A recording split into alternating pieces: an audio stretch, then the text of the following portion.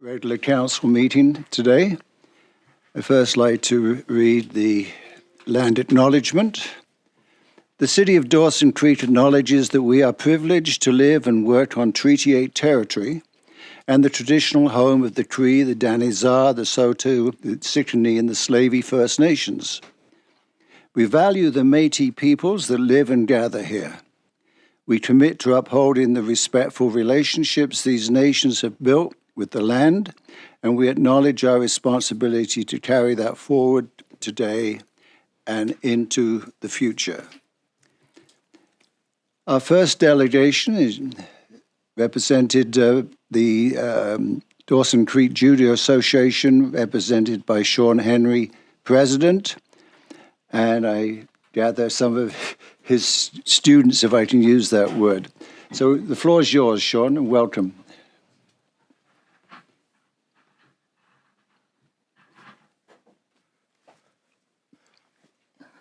Green. Thank you, Councillor Parzel, and thank you, Council, for having us.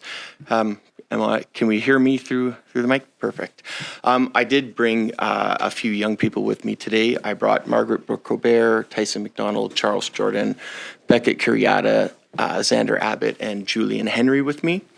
They're 6 athletes from the Mile Zero Judo Club, and related to our request, these are the young people kind of directly benefiting from your support and other community support as well. So we've run a judo tournament here in Dawson Creek for a little over 10 years now, with a little hiccup during COVID where we weren't able to host, obviously. But pretty consistently, and it's grown each of those years to where we're hoping to host close to 100 youth athletes and maybe some senior and veteran competitors as well this year. It is really a development tournament for northern athletes. We get competitors who young competitors coming up from the 3 Prince George clubs, typically the Wembley Judo Club, Grand Prairie Judo, but some we're starting to get a few further afield connections as well.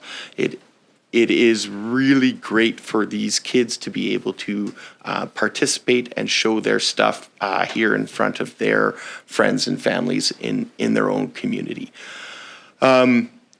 We've requested, I think, 100 swim passes this year. I think that request has been kind of consistent with us in the, I believe, 4 or 5 years that we've come to council, and council has been very supportive in the past of those requests. And they do get used by our kids on that weekend, and they do get used by a number of the athletes coming from Prince George, certainly, because they're the ones that are staying, and then they're they like to get a shower and a swim in before they go. It's nice to get cleaned up before they hop on a bus for 4 hours or into the vehicles home. So that's been kind of like the typical use, and it's been like a really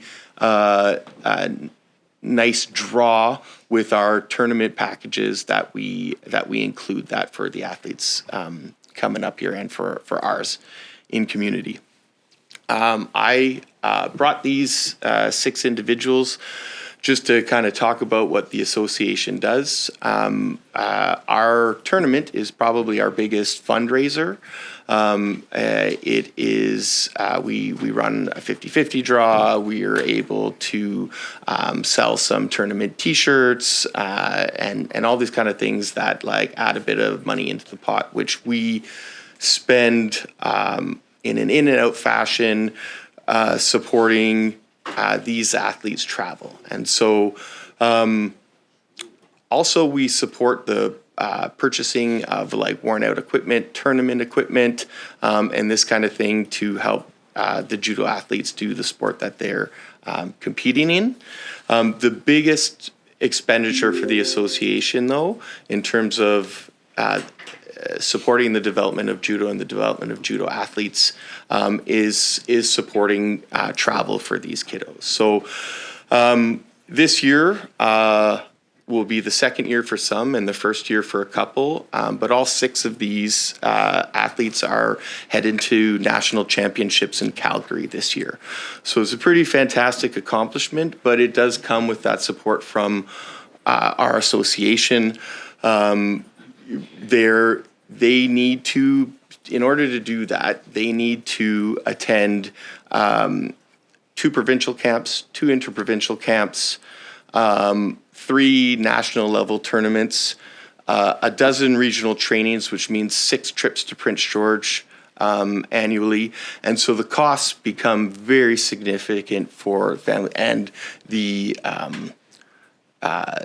burden for them, the commitment for them is significant. And so we really want to support that, because part of that is all of these kids have to be keeping their schoolwork together, making sure that they're taking care of their well-being in that way first before they are continued to be allowed to participate in the provincial program. And we want to encourage that as an association as well, in terms of what are the priorities, and so it comes part and parcel. So I asked them all to be here today, and I encourage you to ask any questions you have of them after I speak. But they spent the weekend at the Prince George Open this weekend, so all of them were competing Saturday, some on Friday night, and then attended a training camp on Sunday morning. And so I asked them to come here at 8:30 in the morning before school, and then I'm taking them to school. So it speaks to the degree of commitment that they have for what they're pursuing, and really what motivates us as an association to support them. And so I think, coming back to our request of council, it really is like a nice benefit for them.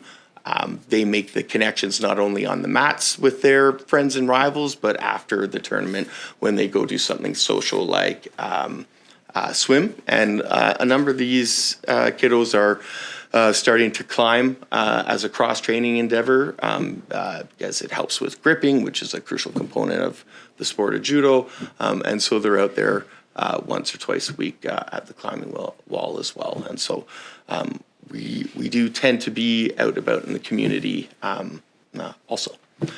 So that's my pitch, I guess. If you have any questions for me or Maggie or any of these guys here, please. Okay, well, maybe one of my colleagues here has some questions, 1 or 2. Thank you, Chair. Wow, Maggie, you've grown up since the last time I've seen you. Holy. Is the tournament one day? It is, yeah. Just one day? Okay. Question through the chair to the staff. Are our swim passes able to be used as climbing wall passes as well?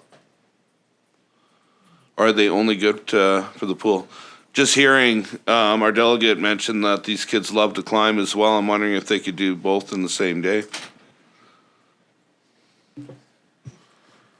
Yeah, through Mr. Chair to Councillor McDonald, I'm sure we could figure something out. Okay. If that's a desire of the group, I just thought, you mentioned that, so I think it'd be a wonderful option. I'm sure the kids from Hythe and the smaller communities would love to use our climbing wall if they had the opportunity.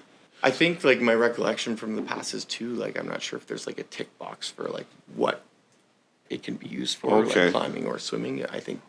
Okay. Maybe be nice if we could do multi-use for sure.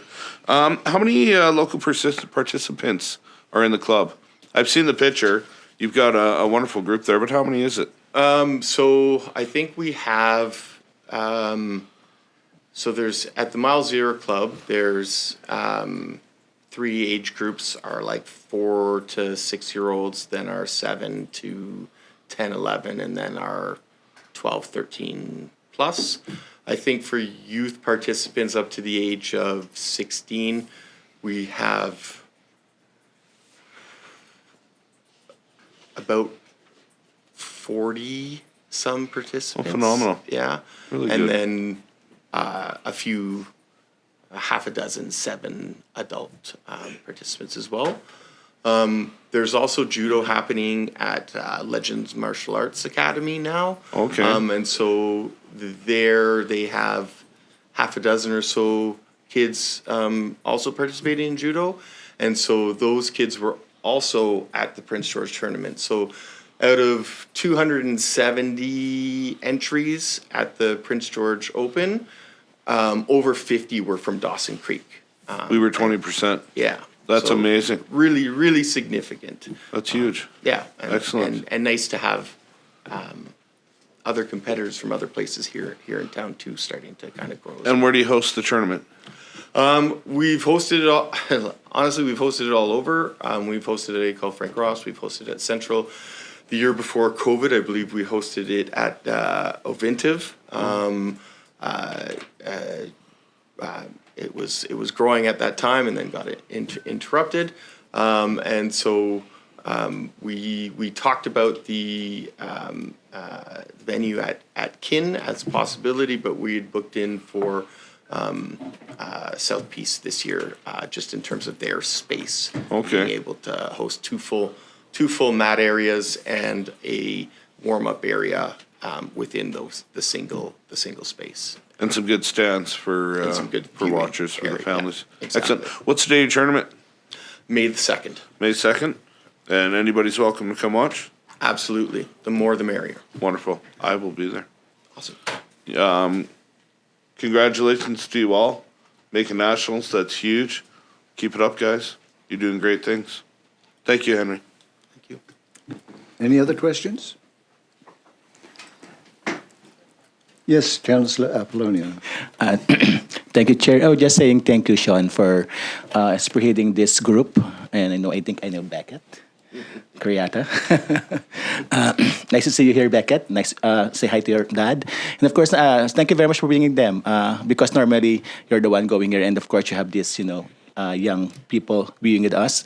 I know the heart of looking after with these kids growing up, doing their skills, progress is really remarkable. So at least they're putting a lot of good contribution to the community, and maybe they will inspire more people to follow them. Thank you.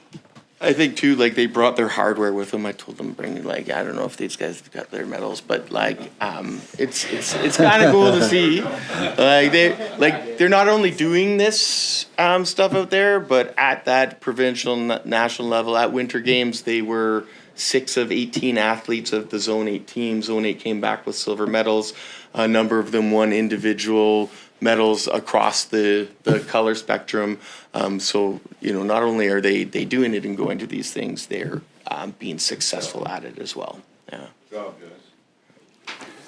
Well, Shaun, thank you very much for your work in the community, and to the students here, if I can keep calling them that, for representing the city, and congratulations to each one of them. So your request will be considered at this meeting later in the agenda, and you will hear shortly. Okay, thank you very much. Thank you. Thanks for coming, guys. Thank you. Good luck. You have an athlete competing internationally too? Did I see that on Facebook? Yeah, so last time we were here, I dragged Dax Norman. Yeah. And he moved from kind of what these kiddos are doing to the provincial B, I think, provincial A now, and so he's traveling all over the world at the moment, representing Mile Zero and Dawson Creek. He fights under the Mile Zero banner still, and he last came back from Bremen, Germany, but he's been in Tahiti, Scotland, Casablanca this year. So he's Very cool. yeah, and so it's some good opportunities for kids. Thank you. Okay, cheers. Nice seeing you, Maggie.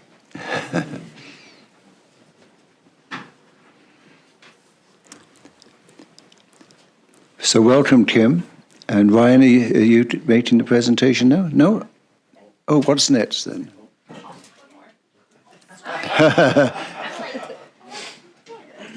I thought I was wondering if I had the right person there, but we appreciate your eagerness to present, but you'll have... I'm going to give her this. So thank you, Jim and Ryan. We'd like to hear your presentation about the Para Cup event summary. Yeah. Thank you, Mr. Chair. With me, I have Kim Buchan, the chair of the host organizing committee. And we also have Chelsea Modishaw, who's was part of the organizing committee as well. So I will try to be brief, and I know that may be difficult, but we're going to try to go through this for you. So the event, as many of you know, was the first return to British Columbia since 2008. There were 10 games, 6 preliminary, 2 semifinal, and 2 medal games held at the Ovintiv Event Center. We hosted Team China, Team USA, Team Czechia, and Team Canada. And as we talked about, I'm going to say over a year ago, you will see, and you did see, one of the most storied sports rivalries in history, Team Canada versus Team USA in the gold medal game. This was the final tournament, international tournament of play for these teams prior to the 2026 Winter Paralympics in Milan Cortina. And there's a lasting social built-in sport legacy that this event and many of the events, the Hockey Canada events that do. Significant international prestige and community pride was a result of this event. And some of the highlights, and we'll talk about some of this before, again, 10 games. There's 120 players and support staff that traveled internationally to the community. There was over 8,200 people in attendance. Of that, 4,000 students attended. 3 hotels, over 850 room nights were purchased or procured within the community. 713 out-of-town visitors. 99 volunteers for a total of 1,300 hours during the 10-game event. 8 directors of the volunteers with over 800 hours over a 12-month period.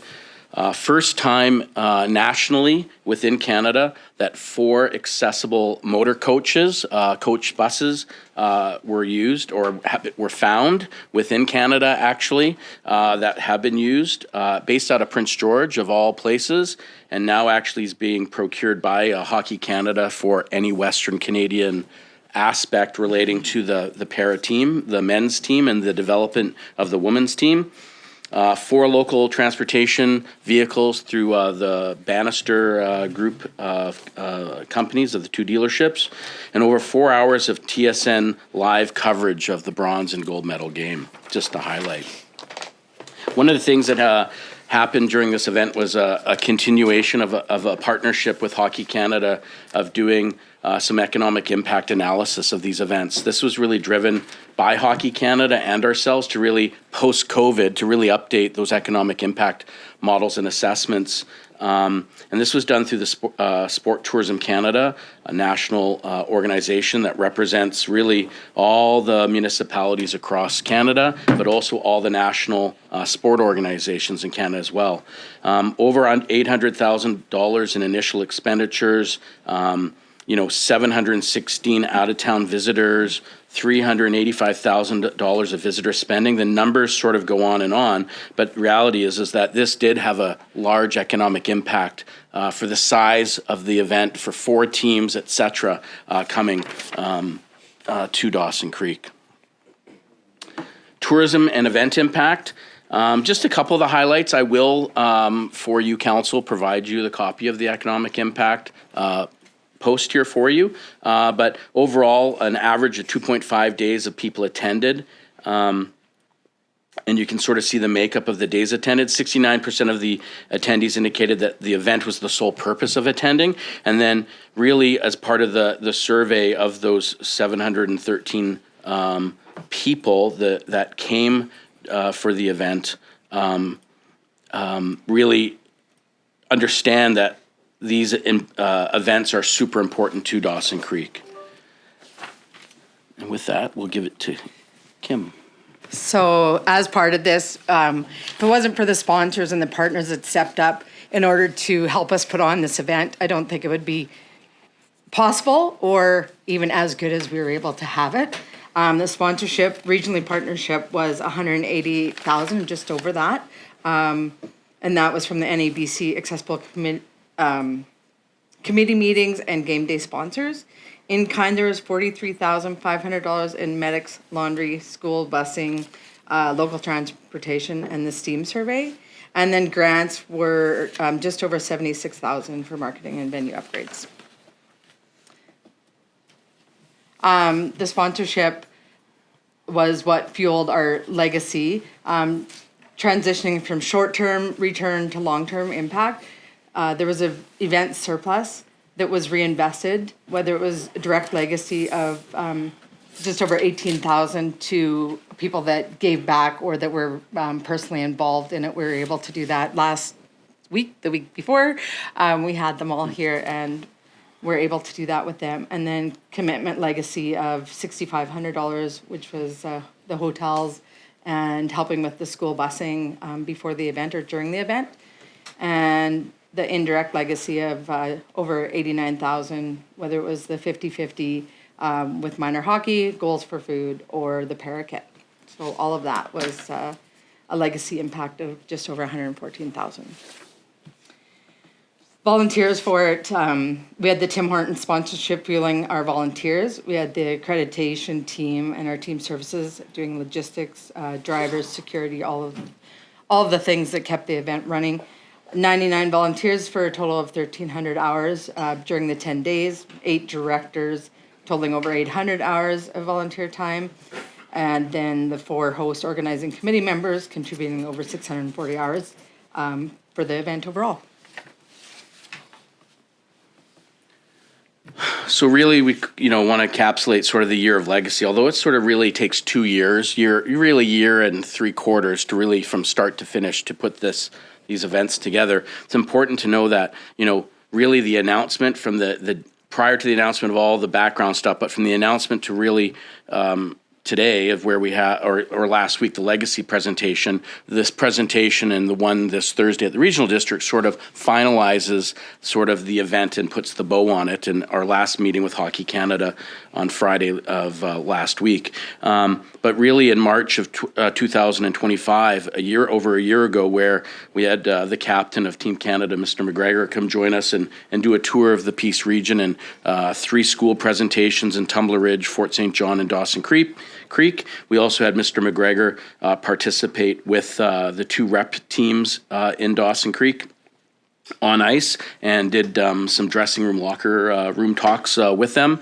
The continuation of building up the Fall Fair Parade, 7 para events held in Dawson Creek and Fort St. John, sport programming expansion, whether it be the continuation of really not just the para events, but really the exposure into wheelchair basketball as well. And there's some other accessible sport opportunities that we're exploring right now. And then again, really into last week where we handed out over $18,000 in checks back to the community in terms of whether it be Rotary, to the ARC, and to a number of different organizations through because of their help and involvement in making the events, so whether it be figure skating, the old timers, old post, minor hockey, etc. There's a sport development aspect to this. The accessible sport, formally organized accessible sport, is not as popular within the Peace region, the broader Peace region, and really the closest hockey team or a group of individuals to be organized was really based out of Grimshaw, Alberta. And so between ourselves and Hockey Canada and Team Canada themselves, the relationship to have the Grimshaw team to have their own, I'm going to call it private skate with Team Canada and develop that relationship with them. There was a coaching clinic with Sportability BC, the provincial sport organization that takes care of accessible sport, of having coaches from across British Columbia and Alberta come up and actually get training in refereeing and coach development within within it. And then we had the flag bearers we saw during the opening game, but also during the bronze and I believe and gold game of having the Grimshaw, some of their team players be the flag bearers. And then of course the legacy investment, where the dollars that we contributed back to the Grimshaw team, they're actually purchasing some accessible sleds, and they're going to be creating an Alberta tri-para events and take those sleds and their team to the communities within the Alberta Peace region to hopefully expand and grow that game. As part of this as well, minor hockey participated and did the 50-50 for the event, and from that they netted out $6,500. So they're volunteering of helping create that atmosphere and stuff, and their players coming and participating. There's an investment back to the local minor hockey association. And again, I talked a little bit, and so did Kim, about the financial legacy of the Senior Canucks, the KFC Old Post, the Miles Row Figure Skating Club, the Dawson Creek Kodiaks, DC Old Timers, Rotary Manor, City of Dawson Creek Recreation, etc., all participating in the financial legacy.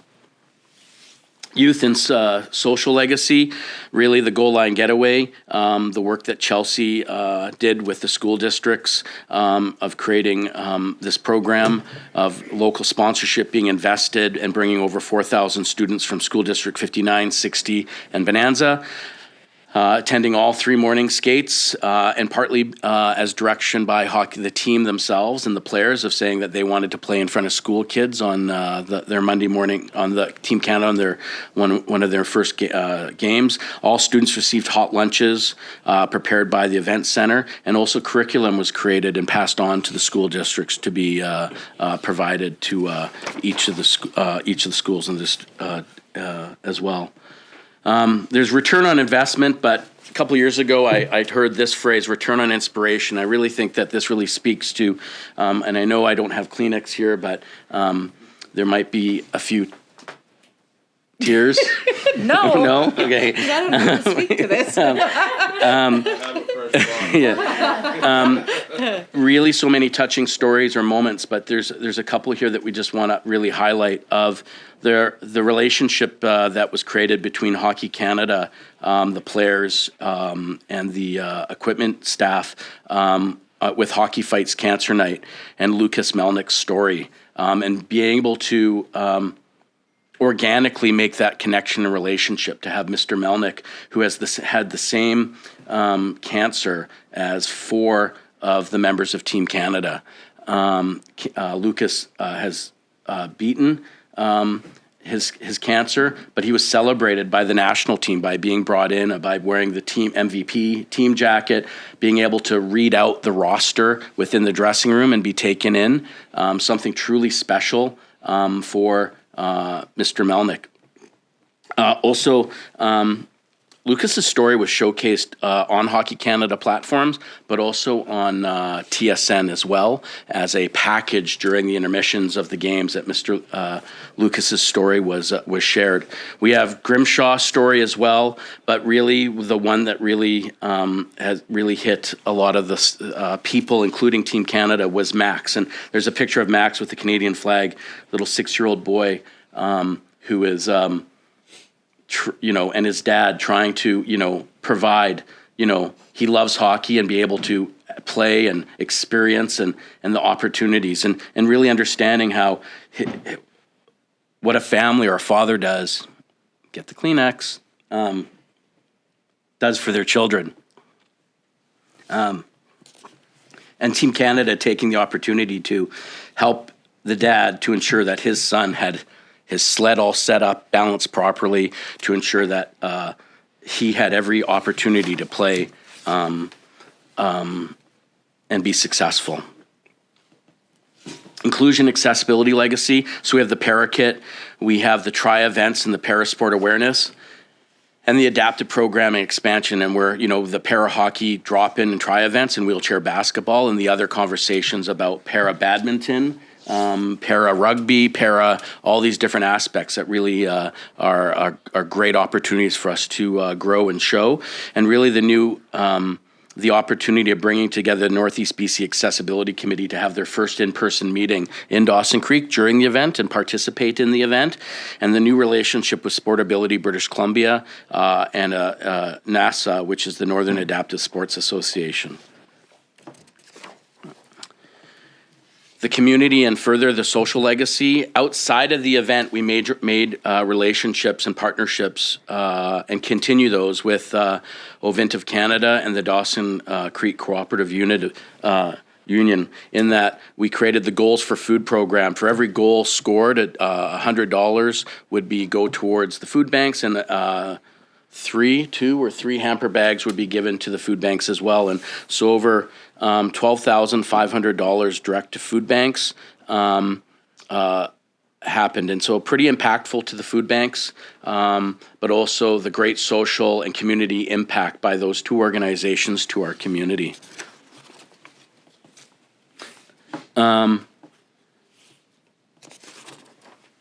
Some exposure, I think it's important. Hockey Canada's social media platform and amplifying the message and their event and the community stories is huge.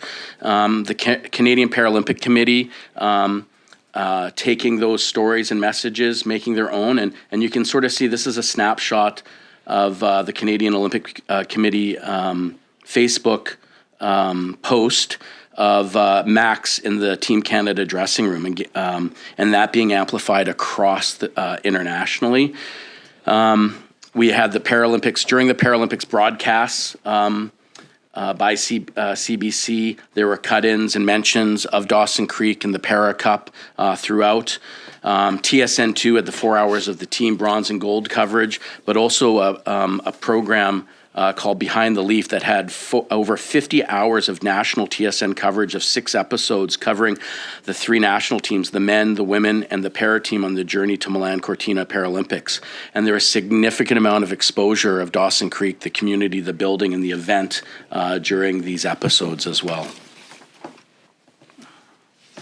So through this event, we worked hand in hand with the Inventive Event Centre. To say that they were nothing less than fantastic without all the support from them. Every time we had questions or requests, they never ever said no to us. They might have looked at us like, what are you talking about? But they always seemed to make everything happen that we needed.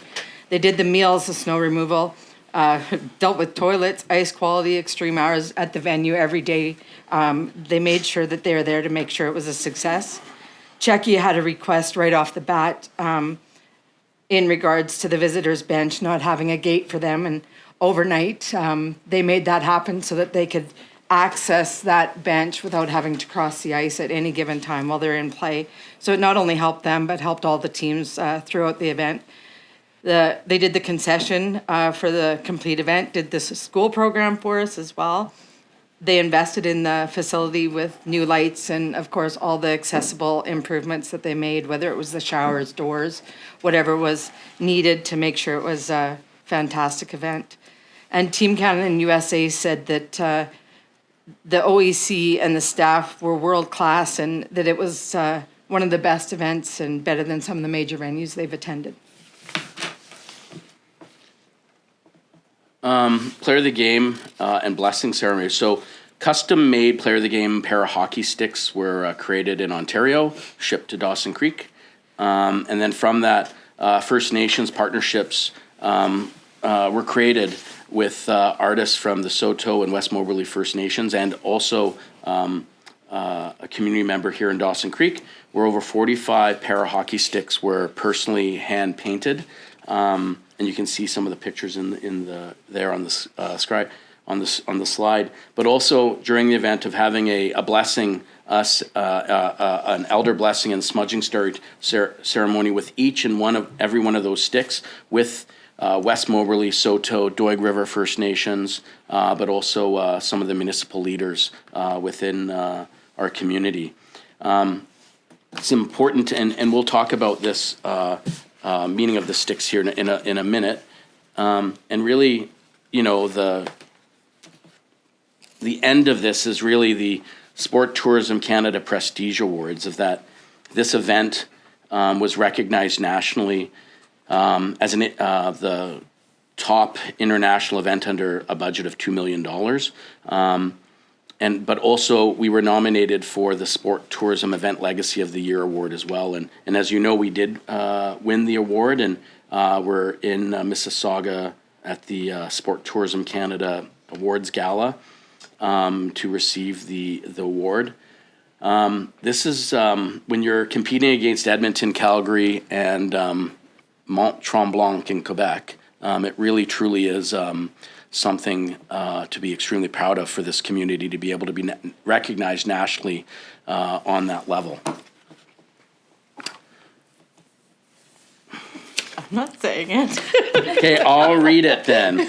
So Kim says, what a privilege it was to be involved in the event and leaves you humbled and grateful, and have had the opportunity to be part of bringing the Paracup to the region. I think that for myself, it truly, sport, this isn't just about the sport, this isn't about the business of sport. It really provides so many different opportunities across so many different aspects. Lots of people to thank, the volunteers, the directors, the city, for us to allow us to do these types of things. But for myself, for Chelsea, Kim, to help make this event a reality and successful. Now, Well, thank you, Ryan. Is that your last? well, we have one more thing for you. Okay. And so, When do you want to do that? Okay. We have a presentation for you of a player of the game stick for you as a player of the game. So if you yourself, Chair, would like to come up, or all of you. I think all of the council should come up. Yeah.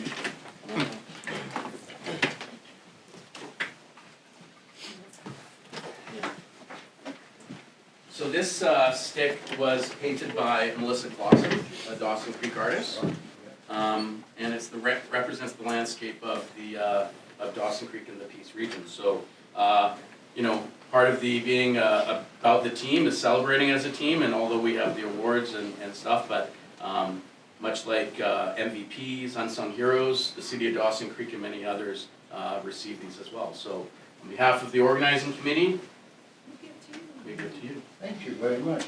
So, should we just have a picture? Come on, Ken.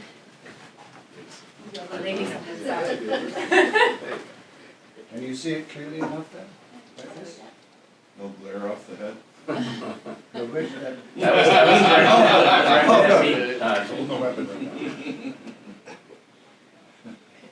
Thank you. Will that be put in the trophy? We will put that in the trophy case.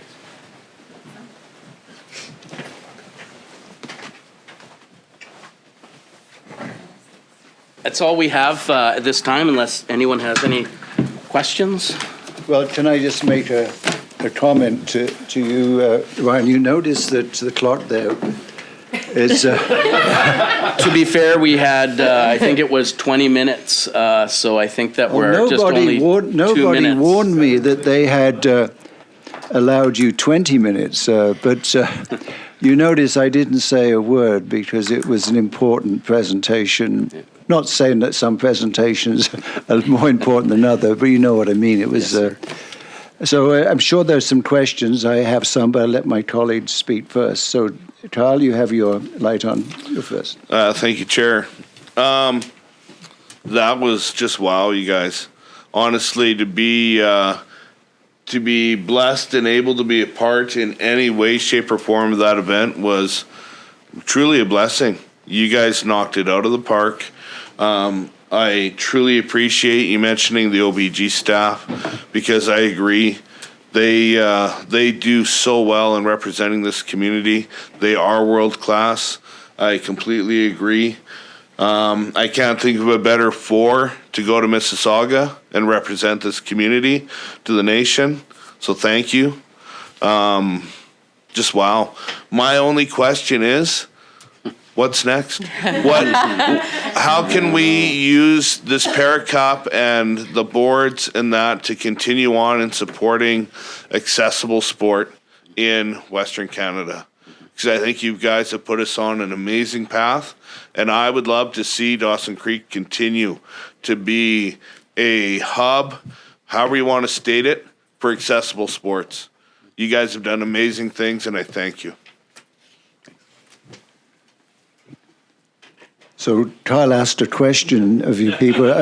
Do you have a Danielle response? said anything. Yeah, so I think there's a lot of things. As it relates to para ice hockey, it's the timing of, when and how, and the coordination of the ice season. There are different para events that are out there.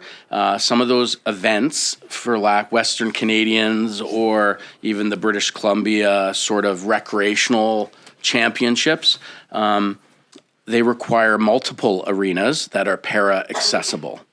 And so there's, not that that's insurmountable, but there are some logistical challenges outside of just hosting one arena. The Western Canadians that were just held in Calgary 2 weekends ago, 4 or 6 arenas that are para accessible, 36 teams. So I don't think it's not an option or an opportunity. I think it's just managing, understanding the needs, wants, and expectations and other requirements of those events and activities, 100%. Councillor Apollonia. Thank you, Chair. Yeah, just echoing everyone. I think everyone in the room is really thankful for your effort. Ryan, of course, Kim, and of course, Chelsea. Thank you very much for bringing the Power Cup here in Dawson Creek. It's my first time, actually, when I tried that in the Kin Arena. It's so challenging. And yeah, and I really, I know, and thank you very much for bringing the aspect of accessibility for sports and doing that sports on the first day or like during the presentation. It was awesome. And of course, the award that you received recently is just a testament of the hard work that you put into it. So congratulations. And I, as Councillor Kyle, more of this, please. So from my perspective, during your presentation, I really appreciated the inclusiveness of this event, how you, as an example of what I mean, involving a number of First Nations in design and presentations and so on. Yes, I think all of us have a heart for supporting people with disabilities, and I really appreciate the efforts of so many people in trying to improve the quality of life of people who often have had things happen to them through no fault of their own, whether it's cancer, whether it's tragic bus accidents, and so on. And so I hope all, particularly the three of you here, know that you've done something significant. You've touched people's hearts and memories that will last with them a lifetime. And I particularly like to thank you, Kim, as a volunteer in leading this. I'm sure your life has been enriched. And I think you now have had this experience, and I hope you'll replicate it down the road for the community. So thank you, everybody, for the presentation, and particularly to you leading the... One of the things that always happens is the community does rally around these sort of events, and I don't know how, Councillor MacDonald put it so well, how we can thank people. And so keep up the good work, and let's keep our eyes open for opportunities. Thank you very much. Thanks.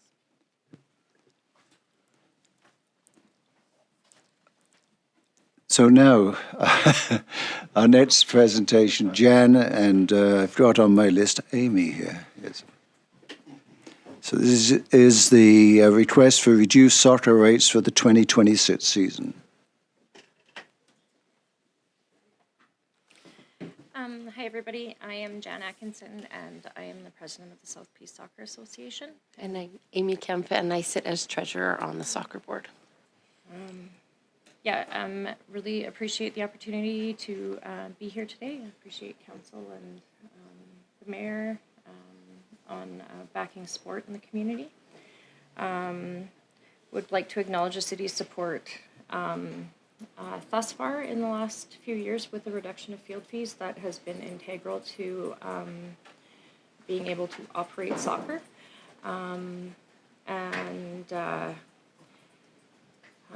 We are here because we are seeking a reduction in the field fees or the continuation of the reduction in the field fees. Primarily, that's because we wish to join with BC Soccer Association. We were a member of BC Soccer Association up until, I believe, 2021. And I'm not sure for the reason that we, why that ended, but they have certain rules in place, such as need for financial statements and specific rules with administration. And for whatever reason, we were removed from that. So the South Peace Soccer Association, we're a local nonprofit. We operate on volunteer hours alone. And I will tell you, it has been a crazy couple of years. But we serve about 500 to 550 youth. We do have a number of youth who have joined the organization from Tumbler Ridge, and we're working with Jumpstart to facilitate them being transported here, to offer them some, a bit of healing in that. We have a heavy reliance on the city-owned fields. That is what lets us operate. And like I said, we very much are volunteer. I can't speak for everybody else, but I do know that when I stepped in as president, Tyrell did an amazing job beforehand. But I can only speak for myself, and I know that originally it was about 20 hours a week. Now it's about between 5 and 10 hours a week of volunteer time. We had 6 years of financial statements that have now been completed, which is really integral because it opens us up for applying for funding and grant applications. Eclipse has done all of our financial statements. Rebuilding South Peace Soccer Association after what we perceive as a theft has been has significantly impacted our finances. Like I said, Tyrell did an amazing job. We had to take some money out of a GIC that was set aside for emergency purposes, and they've done that. We need to repay that. And we also really want to be a part of the BC Soccer, and BC Soccer is super important. It really takes the bureaucracy out of the soccer. They have the rules. They deal with, unruly parents.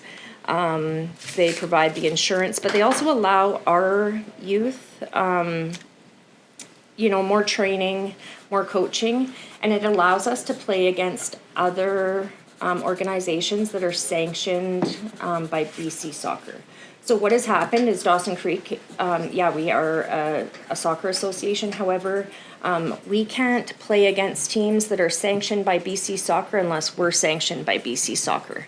And that's something that has, BC Soccer has been fantastic in letting us participate in helping us, get that stuff going. But in order for us to increase the level of sport in Dawson Creek, that will be, integral.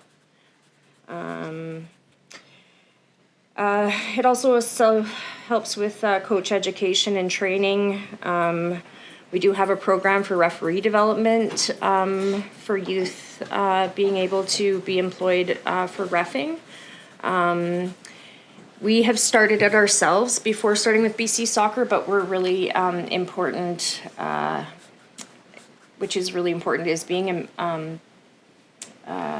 working with safer sports. So safer sport requires training. It makes it safer for youth. Not a lot of people know my story, but, sport was really integral to me, but having a safe sport was also really integral. So being part of safe sport, the safer sport, is really important. It protects our kids. There's no one-on-one contact with coaches. It just has very specific rules and how do we operate as an organization safely and in the best interest of kids. And we've been really, really pushing for that, and so that's been good. Is there anything else you want to add? That's good. I would like to speak to the fact that our administrative processes have very much changed. There's no e-transferring, everything is dual signature. I, as a president, will not sign checks. We've put some really important things into place so that we can actually become a stronger organization. The problem that we're finding is that with BC Soccer, it is $41 per individual to be registered with BC Soccer. So instead of paying, what we've been doing is paying about $4,500 a year for insurance, and that was what protected our insurance, protected our liability, sorry. But what is happening is when we move to BC Soccer, that also covers, they cover our insurance for our players and all that sort of stuff. But the fee is really, it's more upwards of $20,000. We've worked really hard to have clean books. We have no expenses that are over and above. We're really trying to keep soccer affordable. It is the most affordable sport in Dawson Creek, and we're trying to make it accessible. But we can only increase our fees so much every year. As an example, our fees are $145, approximately $145 a year. And Fort St. John's are approximately $350 a year. We're just not able to increase that. We have a lot of single parents. And we're heavily involved with Jumpstart, so they do sponsor a lot of the youth that come in, but even just all of that stuff moving forward. So anyways, does anybody have any questions? Sorry. I had a drink. Jeremy? You go first. You're on. Nope, there we go. Thank you. Hi, thank you for coming. So, a couple questions. You mentioned you have 550 approximately patrons, members, what have you. What percentage of them are residents of Dawson Creek, and what percentage of them come from the regional district or other parts of the region? I actually don't have the answer to that question, but it would be, I would think, yeah. I'm sorry, I don't have the answer. That's fine. It may be, there'd be a way to follow up at a later date, so we can figure that out. Absolutely. We have a program called SNAP. So from what I understand, the reduction you're requesting would go to offset the added costs associated with reestablishing your membership in BC Soccer, and that's approximately a $15,000 gap. Yeah. So what does that equate to in a fee reduction? I guess hours of use minus whatever the distance. Yeah, hours of use minus. I think we would have to kind of take a look at what that will look like. The other thing too is we've actually applied for a grant with Jumpstart, but the start of the season, it's don't line up. They haven't quite let us know that we're going to get that because they're kind of holding back so that we can get as much money as we can. They've been very supportive. And so those two will offset each other. So we've applied for them to actually cover our fees for BC Soccer. So when that comes, then we will know more. Does that make sense? Yep. And I guess, to your point earlier, obviously, you're limited in trying to keep it affordable and how much you can raise your fees every year. And I think everybody who's a service provider is in the same boat, right? At the city, it is different, but it's the same thing. We have a schedule of rate increases that we put in place in order to keep ahead of costs and stay on top of inflation. But, that your people can only afford so much. And I guess my one concern is you're asking for a reduction this year. In my experience, a 1-year reduction has a tendency to become an expectation that it's going to happen every year. And I can't, obviously, this is the last year of this council, so making that commitment on behalf of future councils is something I'd be hesitant to do because their costs to maintain that field are going to go up every year, irrespective of what we charge you. I actually don't see that. I see that this is kind of the last year that we will need a reduction. The big thing that has had to happen is we've had to do 6 years of financial statements. We had no paperwork. It was literally like cold calling organizations as to where we sent checks to. Like, we've had to put a lot of work together over the course of the year to put 6 years of financial statements together. And then once we have the financial statements, that allows us to apply for the BC lottery grant, jumpstart grant, and once those are in play, then we will do just what it is that other organizations do. Like, when I've been involved in other sports, they apply for those grants ahead of time. We haven't had that jump because we haven't had financial statements. Now that we have the financial statements, Yeah. I just picked them all up this morning, right? Nice. Congratulations. And so once that is in play, then that will subsidize the soccer, the rent for the fields. Okay. I think that's all my questions for now. My colleagues have any? Thank you once again. Thank you. Any other questions? Okay. First of all, I think it's important that you share those financial statements with the city. Yes. To staff. I know that we require that of every other group, so, and congratulations on getting them. It's important to have that, as you've adequately explained. I missed the cost of playing soccer in Fort St. John. You said for Dawson Creek was 145, in Fort St. John it's 300 and something, was it? Yeah, about between 300 and 350, depending on the age of the child. Right. And do you still have paid staff? Oh, we have so for the last year, we've had absolutely no paid staff. Okay. We did hire an administrative person on a part-time basis starting a couple of weeks ago. And a big part of that is that, I will be in December. That will be my 2 years as president, and I would like to step aside but leave the organization with all of the policies and procedures that are in place. And that we did hire an administrative person. She's not on the board, no affiliation. It's very much a part-time work role to get through the soccer year.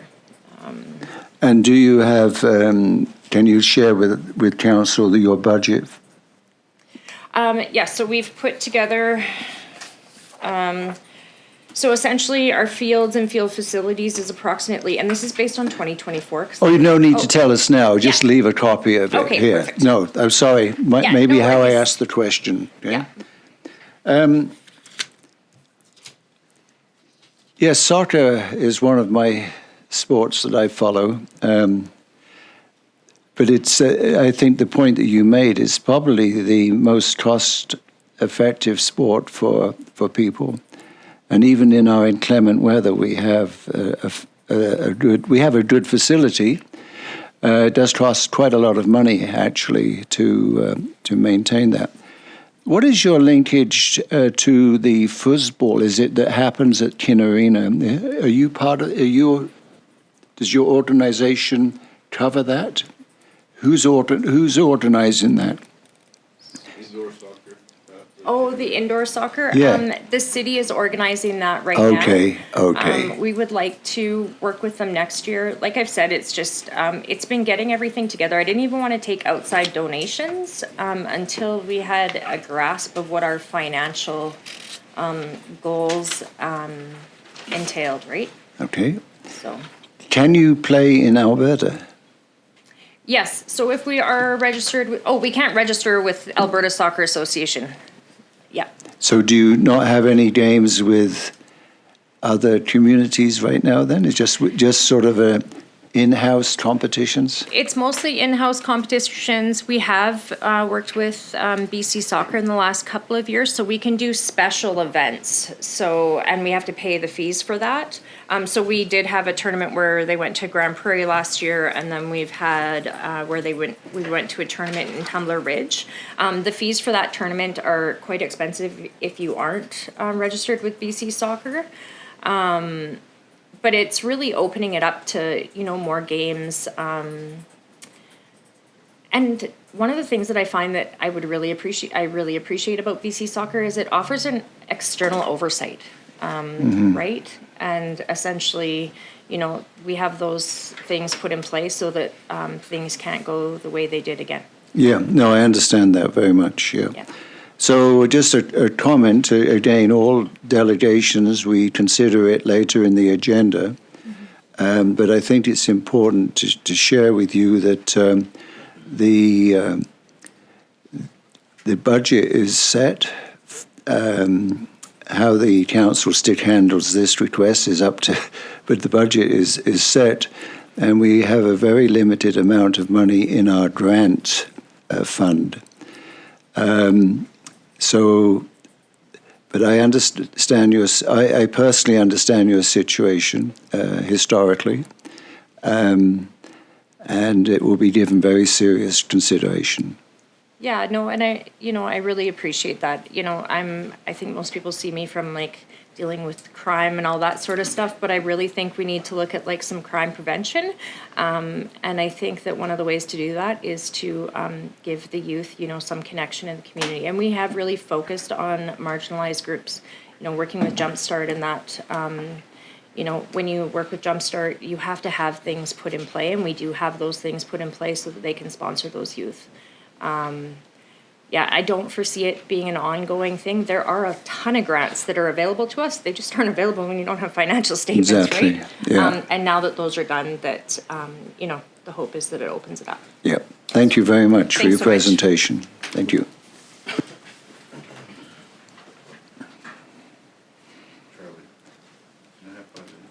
Yes, we'll take a 5-minute break. Invite Holly Orville, is it Sienna? Sierra to find a seat there, and we'd like to hear your presentation.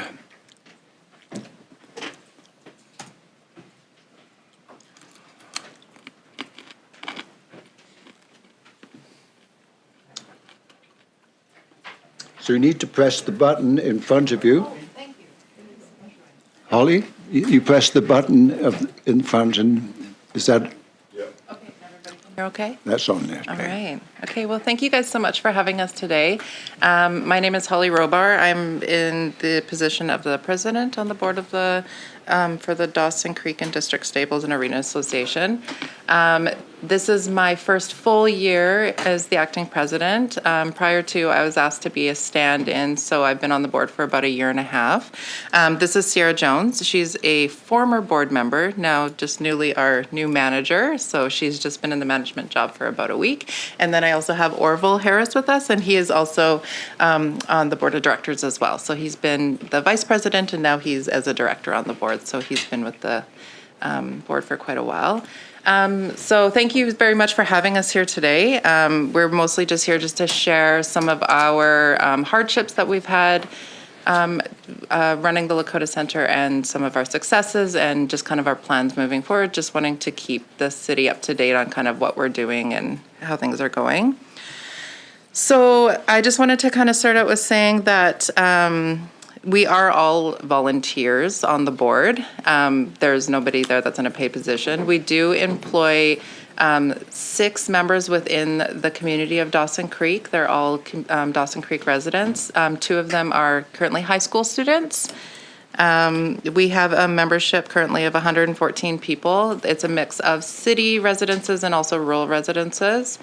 Some of those are also family memberships, so we likely have more than the 114, but it's just combined, that's how many memberships we have sold. So we have 3 different kinds of memberships. We have individual business, so that's anybody that, like veterinarians, farriers, anybody who does any kind of equine-related services, or even sometimes other animal services that,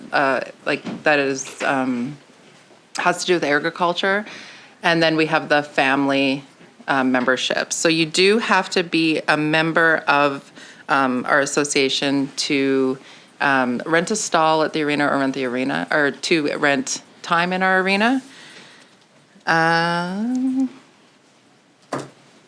So a couple of things that we've done to kind of keep community inclusion, because we do recognize it is like there is a specific year for the agriculture, or for, sorry, the Lakota Center. It is strictly for equine enthusiasts, so people wishing to participate in any kind of an equine discipline or activity. So we've been trying to do some things that are going to bring in other community members. We do realize too that it's not, I mean, unless you own a horse, it's not an easy thing to kind of get into. So some things that we've tried to put on last year, they did what's called a craft and critter sale. So it was inclusive to community members to come in and shop around. So there was a whole bunch of different things, like there was crafts. It didn't have to just be equine related. It could be any kind of crafts. And then there was also people that were selling things like maybe chickens or puppies or things like that also came in, which was pretty cool. We also have a dedicated member that volunteers her time every year to do a tack and whatnot sale, and it's kind of the same idea, and it's also open to the community to come in and do. We have several groups that use our arena and then also rent stalls within the facility. The Dawson Creek District Stables and Arena Association ourselves, we run a Hot Heels night every Monday, and that's run by Orville, and that's open to anybody who wants to come, like whether you're a beginner or you're just wanting to do roping practice or anything like that. We're also the practice grounds for the Northern Lights College Rodeo team. They rent our arena 3 nights a week, and they do exclusively all of their practices there, and they have done that now for the last 4 years. New to the Lakota is the Duckling Crew barrel racing and pole bending group practice. So that is also something that's inclusive to anybody who would like to join. That's run by Robin Marion. She is a community member. And then we have several different events that happen throughout the year. So this year, new for them was the Peace Country Junior Rodeo.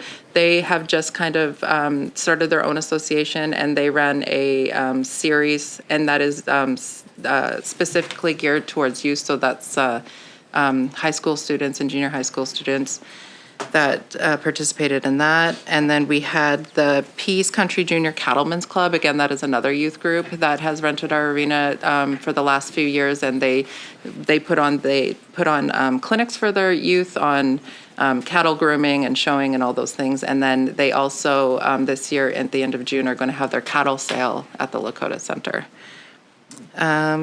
We also have the PCBRA, that's the Peace Country Barrel Racing Association, that has hosted their finals the last 2 years at the Lakota Center now, and that's brought in a lot of different people from all over different communities, and also people within the community can come and watch, like it's open to the public to come and watch. All these events are actually. And then we also have the high school rodeo that has the last few years had their finals at the Lakota Center as well. So we have quite a few other associations and groups that rent the arena a lot to come and participate there. And there's a little group, and they have stock dog trials. And so that's also open and brought in people from outside of the community, and they rent the arena and do their trials and host their clinics and such like that. So it's kind of a cool little group that started up. Mm-hmm. So I did just add a little bit of an infographic here that just has just some of the things that we are actively trying to strengthen or better within the organization just to keep things going forward. One of those things right at the top is, and I'll kind of get into the next thing, is just talking about some of the challenges that we have faced as an organization. Is that I mean, first and foremost, because we're a volunteer board and because we do work with a lot of diverse members, there is a lot of challenge around having people fulfill their time when they have signed up to be a board member. We've had a lot of people that have found it was maybe too much, too time consuming, too stressful, whatever reasons it is, and they have had to, for those reasons, back out or drop out. So we've had a lot of people who've had to step in. So we've had a lot of change within the board. So in that aspect, it's been very challenging to keep things consistent and be able to move forward on a lot of stuff. Yeah, so some of the things that we're also trying to do is implement things that are going to be able to, like, keep up with the times and sustain things. So we have put in place, and it's not quite up and running yet, but we're going to do an online booking service so that it's a lot easier for people to access the arena and rent the arena times, keep it more consistent that way.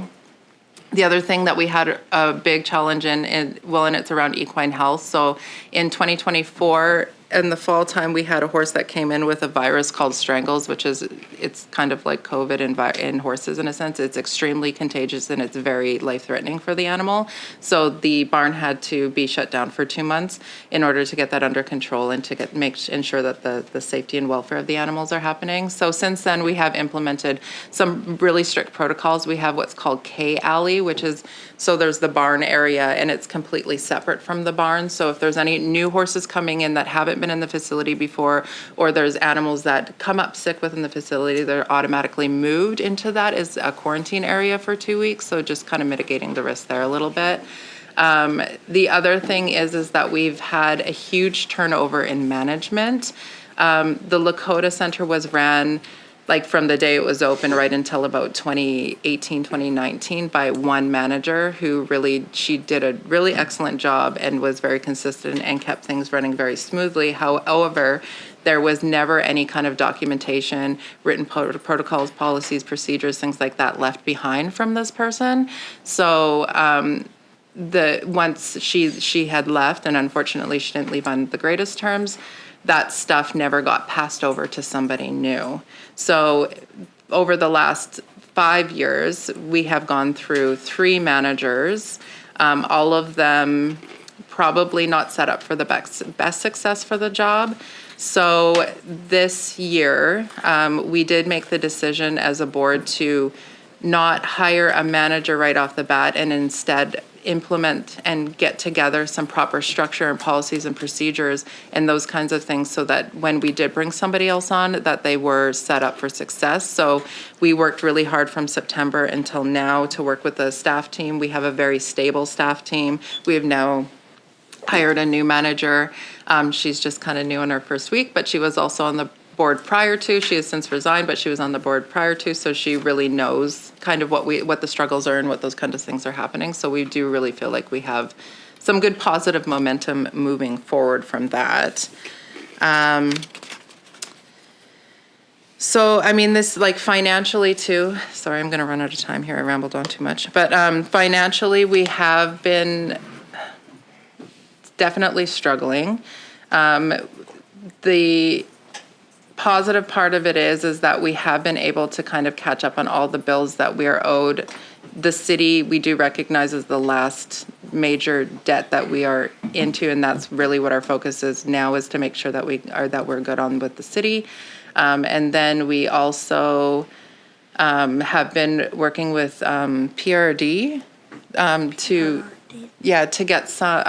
get grants. So we were successful for the last 2 years in obtaining a $10,000 grant. So last year and this year, and then this coming year, one of the biggest things that we have, it's the biggest health concern, I would say health and safety concern that the Lakota is facing, is that there's an excessive dust buildup within the facility. And we did get a professional quote. Orville had obtained that through JOCS, and they quoted us around $35,000. So we have a grant in with them to see if they're willing to help with that cost or help with some of it or most of it, we're hoping. We'll find out on Wednesday is when we meet with them to do our presentation for that and see if we're successful in obtaining that amount.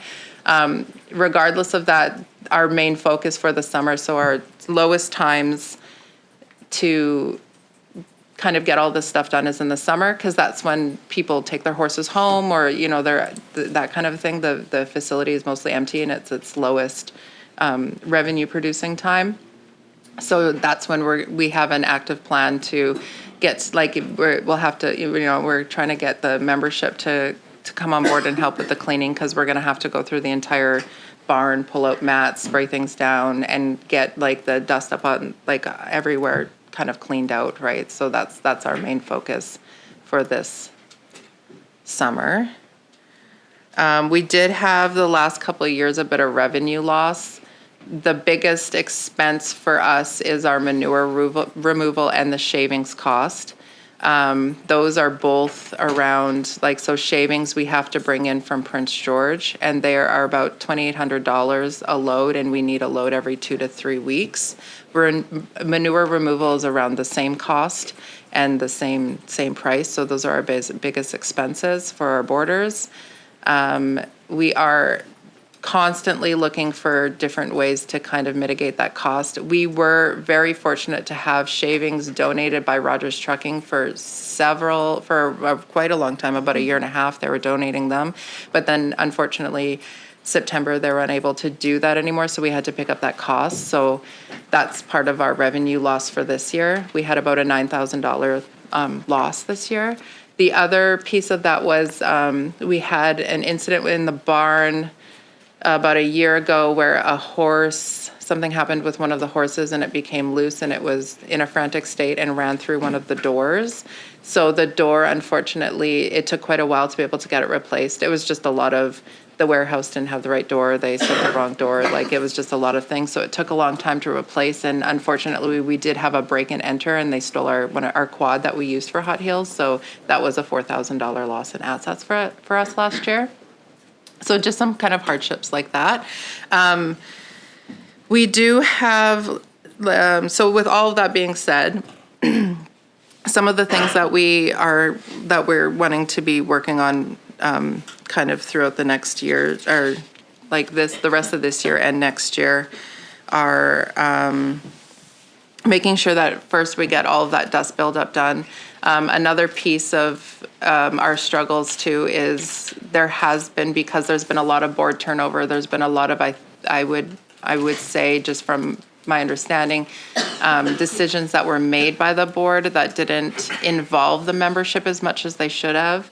Our biggest focus is repairing some of that and making everybody who is a member there and boarding there and using our arena feel like they have an active say in what's happening and that things aren't just being done to them, but they're being done with them. So we want to work alongside of our membership a lot more just to kind of build that trust. And in that, we're hoping that people will want to volunteer more and they'll want to, take more pride in the facility and things like that.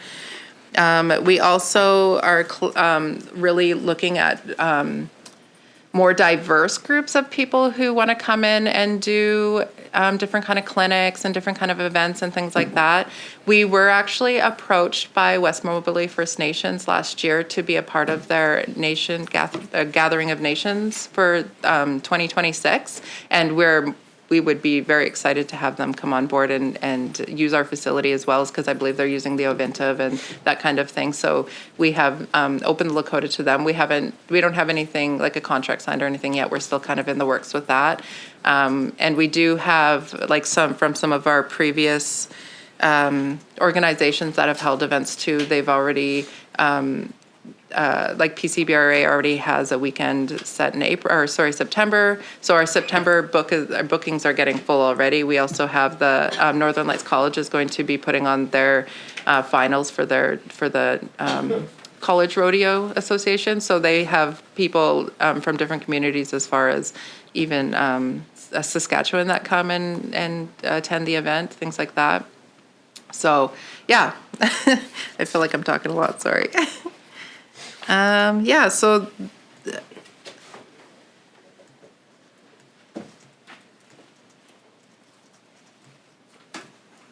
yeah, and I mean, just as far as the business and structural aspect of things moving forward, we are just going to continue to put on work on the policies and procedures and things like that, work with our new manager to establish a lot of these things and try to keep things running as smoothly as we can without making a lot of changes. I did also I would have to say it was really hard to find information on the other organizations within the community, within the Peace region that have barns that actively rent stalls and things as well. They don't have websites and things like that to find the information. And when I reached out to the organizations, I never got any answers back. But I was able to find, Evergreen Park is another fairly big arena that people rent, that they also offer stall renting. So I kind of just did a little bit of an analysis on that. and Prince George as well. So just looking at kind of what they offer and what we offer, we definitely are on the very low end of rental and things like that. So on a revenue standpoint, we get 80% of our revenue comes from the stall side of life. So that's renting out stalls, the monthly stalls. And then the other 20% is from our arena rental. And that has been historically pretty consistent across the board. So we are definitely going to look at increasing that. As much as we want to stay as affordable for the members and things like that, we also have to make it make sense to continue to keep the Lakota running smoothly and operating in a way that is not going to be financially detrimental to the building and to the association. So those are some things that we're going to be looking into over this next summer as well. So that kind of just concludes what everything I have to say. Sorry I took up most of the time. It was a lot of information to get out. Well, thank you very much. Excellent presentation. It's the first time, I mean, I've been on council, I don't know how many years, but it's the first time we've had a presentation from that I can recall. So I'm going to say, because my memory is infallible, I'm going to say this is the first, and I would respectfully suggest it should be annually. Mm-hmm. Yes, and we do plan that thing. Yeah, it's because, taxpayers' dollars goes into and does support this operation. And so before I ask my colleagues, one of the things, before I forget, I appreciate the content and the presentation of this report. It's very important because we do use taxpayers' dollars for us to have the annual financial report that's been audited. So if you could take care of that. But I do love the infographics, Holly. I knew you would. So, Councillor Earl. Thank you, Worship, and thank you to our delegation. This to echo his sentiment, this is a very well put together presentation and very much appreciated. It's I would also second that it is, I think, the first time someone from your board and organization has been before us as a delegation. So thank you for making the effort. And it's while it's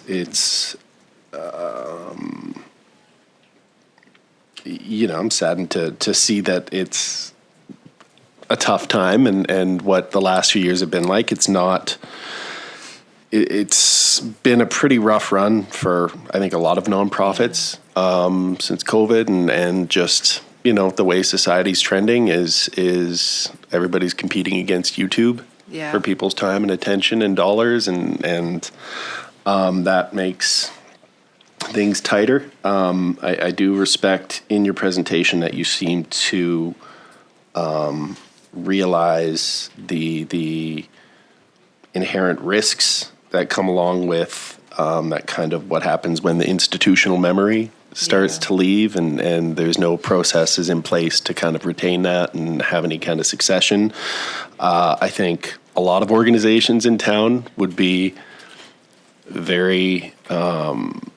would benefit from being more mindful of that because it's in a small town with nonprofits. You get what you noted with the one executive director, the manager you had, who were kind of a one-person show and did everything themselves, and they kind of build their own little empire.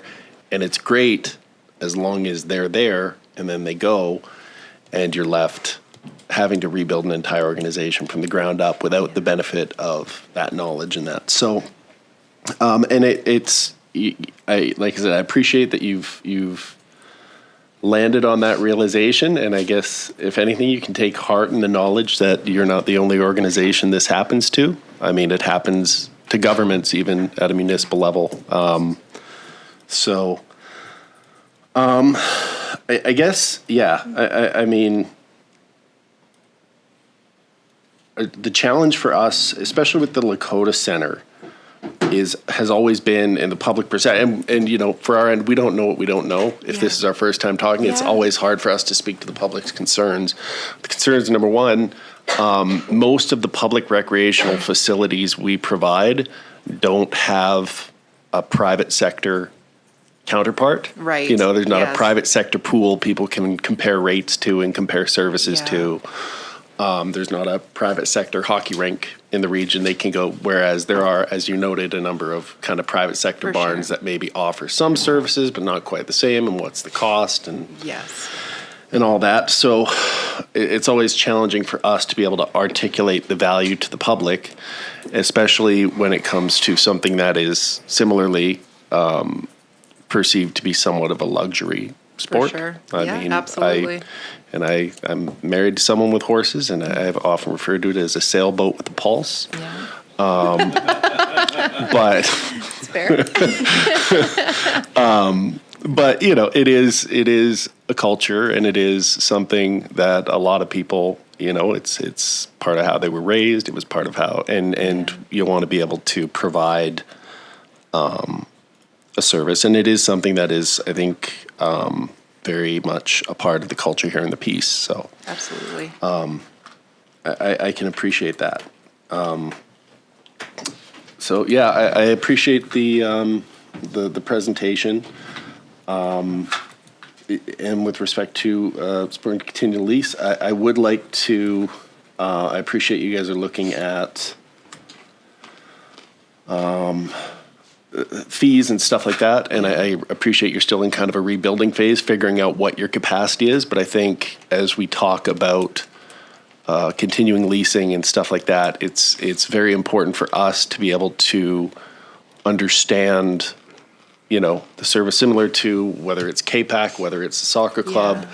How many members do you have? How many are rural versus how many are Dawson? Because there might be a conversation there about how the cost is shared between us and the regional district. Right. And then how, you know, with the golf club provides a presentation on what they're the curling club, how they're trying to grow their membership.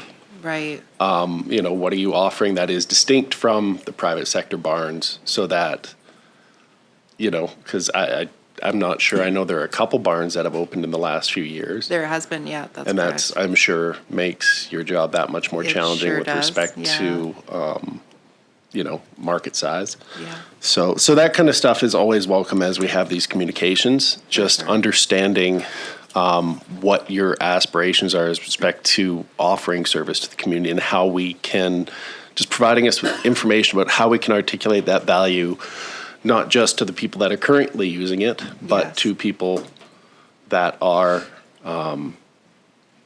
you know, interested in getting their kids into it, and what kind of public outreach is Yeah. being done to help facilitate that. So it's Yeah. not perceived as just kind of a small segregated club Right. doing their own thing. Well, and that's one of the challenges too, then, and I can really appreciate that, because for me, myself, I'm not somebody who grew up in the horse world. I really had to work hard to get into it. So I had to, you know, find a family who was willing to take me on and teach me the ways and do all the things, right? Whereas a lot of these families and community people, that's just been a part, like you said, a part of their culture, or a part of how they've grown up. So, and the hard truth is it's very difficult to get into horseback riding and kind of the whole equine industry unless you own a horse. And that can, you know, that's a financial thing all on its own. So that is something that we are looking at. Like, that's something me personally I'm very compassionate about, is being able to share horses and give opportunities that way. So one of the things actually we are looking at doing over the summer for the Lakota Center is, through my line of work, I work with individuals with intellectual disabilities, kids and adults. And so I do every year offer what's called an adaptive riding program. So I do plan on offering that through the Lakota Center this year, and that is something that can be open to public people. It doesn't have to just be people who have intellectual disabilities and stuff too, but, you know, as much as I love to share my horses, that's something I'm really passionate about. So that's something that we're going to offer at the Lakota, is some grooming things and stuff like that, just as an introductory for people who are interested in getting to know horses and equine stuff, because that's even something too, like, it's a lot similar to even hockey and things like that. It's the equipment that costs the most money, and horses are the things that cost the most money. So, you know, putting that cost up front to see if that's something you're interested in is a big ask for a lot of families. So if we can offer some opportunities for people to even come down and groom horses, lead horses, see if it's something that their kiddo or them themselves are actually interested in, we would really like to offer that out just as an access way for people to, even experience that. Yeah. Yeah. Any other questions? Yes, Councillor MacDonald. Thank you, Chair. I just want to make sure I'm getting the numbers right. Is there a total of 110 stalls? That's correct. Okay. And on average, you're renting at the most 40 to 44 That is during a correct. month? Yeah. So you're never exceeding more than 40% usage right now? That is not correct. During our busier months, so right from September right up until the end of April, those are the busiest months at the Lakota Center. Specifically, January till the end of April, that's really when people start, like if you're competitive riding or you're looking to get into like your performance riding or anything like that, that's when you start getting your horses exercised and ready for like competition, which usually starts in May and lasts all summer long. And then the final stuff is usually in September. So during those busy times, our stall, our stall rental goes up. Like we had, this year, we had at one point 85 stalls rented, and that was sustained for a couple of months. I do apologize. I just didn't have enough time to get like concrete stats. And the other barrier to that is that we haven't been tracking it as well as we could be either as an organization. So that is another kind of thing that we're absolutely going to be doing from here on out, just so that we have proper numbers, so that we can, like as an association, do a proper analysis too on that and see what makes sense and what doesn't, right? Okay, because on your chart it says for 2026 in the blue there, right, that you had 34, then 44, then 40, the next chart down. Yeah. Are you looking at the one that's, sorry. Keep going down. There's a bar right there. And I should have worn my glasses.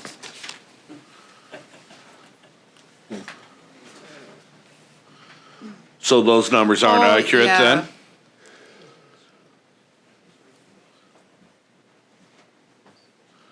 Oh, so what that is referring to, and my apologies, so it is accurate information so what is it it's referring to? So we have two different kinds of stall rental packages, I guess I could say. One is a yearly contract. So the yearly contract is something that you buy into, and you can rent a stall during the busy season, so from September all the way until May. Your stall fee is $215 plus GST a month, and then in the non-busy season, it's $175 plus GST. So if you commit to it, keeping a stall for an entire year, then those are the prices that you pay. If you want to do a month-to-month rental, then it's $250 a month. So what that's referring to is those yearly leases. So these are your yearlies, not your month-to-months. The yearly leases, not the month-to-months. Sorry, that's my bad. So that's what that's referring to. So that was something that was implemented by the board, and my apologies, I'm probably not going to have the correct time. Sarah might know a little bit more, but I'm pretty sure we've had it now for 3 years as something that was implemented by a board previous to me, as a way to encourage people to rent year-round instead of just doing month-to-month. And then because what happens then in our low season during the summertime, we have no revenue. So it was a way for us to ensure that we can continue to have revenue coming in. Okay. And I can speak to the fact that, so we used to have a lady on the board who did a lot of cost analysis, and she did a lot of numbers breaking down and really looked at actuals on what it actually costs us to run the arena for an hour, what it actually costs for us to maintain a stall for a month. And some of the numbers at that time, prices are going to have gone up because of things like gas and things like that, right? So those are things that we're going to have to look at this summer and really reassess all of that. Is that for us to have the arena open when it comes to grooming and all that stuff, staffing, the whole shebang, she figured it would be about $71 an hour to keep the arena open. So, and then to maintain a stall for every month, as far as manure removal, shavings, all of those kinds of things, she estimated it to be about $215 a month. So that's where those numbers came. So now, because it's been about 2 or 3 years and we've just been trying to establish and encourage more people, because there was a time with the Lakota and pre-COVID really, there was a time where there was a wait list to have stalls. So we were making revenue on not only monthly stall rentals, but then there would be people who would say not want to use their stall, so they would sublet it to somebody, and that person who sublets it then has to buy a membership and a riding pass, so that created more revenue for the Lakota. But because now we're struggling with getting people back in for a number of the reasons that I had mentioned that we're trying to rectify, it's been a slow growth back up. It's been having to kind of establish the community, because not only with that previous manager, when she left, not only did she take all of her knowledge and the way she ran the barn, but she had a group of people who were her following and they left with her. So now we're really working hard to try to reestablish that, right? So what is your actual usage for stalls then? What's your actual rentals then? Are you renting 50% of them, 50% of the time, or? I would say during our months, so from September, and I'm just going to speak from our busy times, because during the summertime, the only revenue we get from stalls are people who have those yearly contracts. I shouldn't say only, but the biggest, that's the percentage of it. So from September until April, and this is just from the top of my head, we have between 60 to 80% of the stalls rented out during that time. Okay. And that is and every year we're seeing a steady increase in that. This year was definitely our most successful year for bringing community back in, and Okay. yeah. Just because if we go by those numbers there that you presented, Yes. and if you have 110 stalls, that's 1,320 monthly rentals you have available a year. Yeah. You're only using 20% of your usage, Yeah. right? Right. And then if you just said, we did a cost analyst that, it's about $215 a month for a stall based on your shavings and your manure, et cetera, and you're offering it at $215. Are you trying to operate at a net zero, or are you trying to actually make money to be able to reinvest, or to? Those are really, really good questions. And I mean, our goal right now is to be able to run the arena at a, I mean, it's not necessarily always to make money, but to make enough money that we can reinvest it back into the Lakota. That is always the goal, for sure. Well, always to have a nice egg that Yeah. you can maintain through a COVID crisis or 100%. another, Yes. Yes. health outbreak, et cetera. Yeah. Ratio of city to rural memberships, do you know? I do not know those actual numbers, but I can tell you that there's definitely more rural members than there are city members. I would estimate it to be about 25% to 75%. So if I'm gonna be 75% honest. rural? You bet, yeah. Okay. And my one last question, Chair, if I may, I'm sorry. The dust Yeah. buildup, is that a husbandry issue? Is that a what, sorry? A husbandry issue? We just weren't cleaning the facility properly to keep the dust down? Or is that a facility issue that we don't have proper scrubbers in our HVAC? Or what is that? I do think that is a mix of things. So because it is a arena and the basis of where we ride is in a dirt arena, some of that would be partially, and again, it speaks to previous managers and previous boards and previous things where those things just weren't being mitigated and probably looked at appropriately. So even as far as like horses running in the arena, if it is not watered correctly and enough, that creates a lot of dust. Oh, sorry. Same with the shavings. So shavings are, though they are probably cleaner for the horses and things like that, they do also create a lot of dust. So we have tried to work with the membership too on just giving them things like, like sprinkling water, trying to keep the dust down and things like that. So I would say that it's been a mixture of both.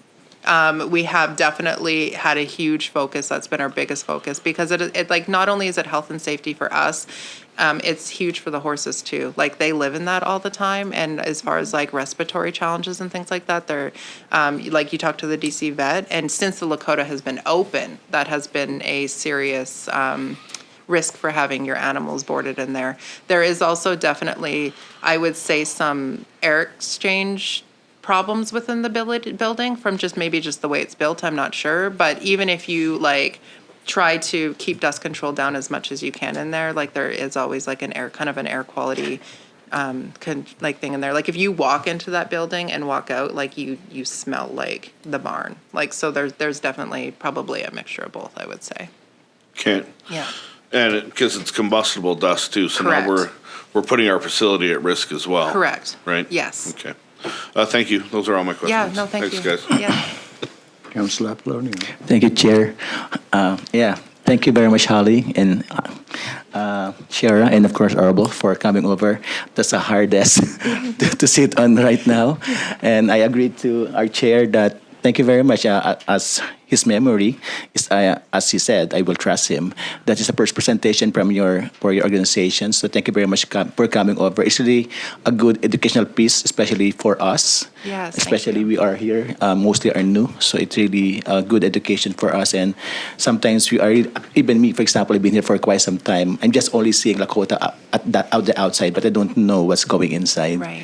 And of course, thank you very much for bringing the thing about the individuals that are challenges or intellectual challenges. And I know you're doing that. Mm-hmm. Thank you very much for doing that. For me, horse is intimidating, especially for those individuals. And thank you very much for including that on your program, especially. I hope it will be more successful to the rest of the community, not even in Dawson Creek, but to everyone, because sure. it's really a good program. Yeah. Even me, I'm learning. Yeah. Yeah, thank you. Thank you guys so much. Okay, just to wrap things up, there needs to be a new lease negotiated, and I think some of the context for that, I've already mentioned, an annual report, financials, etc. So I just want to say thank you for your presentation. It was authentic, it was transparent, nicely illustrated. Thank you. One thing that was not touched upon, and I'm suggesting that some thought be given to this, because it's often that you have events in the arena there, and I think some discussion with staff around measuring the economic impact of all that should become part of the equation. Okay. Surely these people are buying things in Dawson Creek when they come in from wherever. I think a breakdown of rural isn't just straight rural.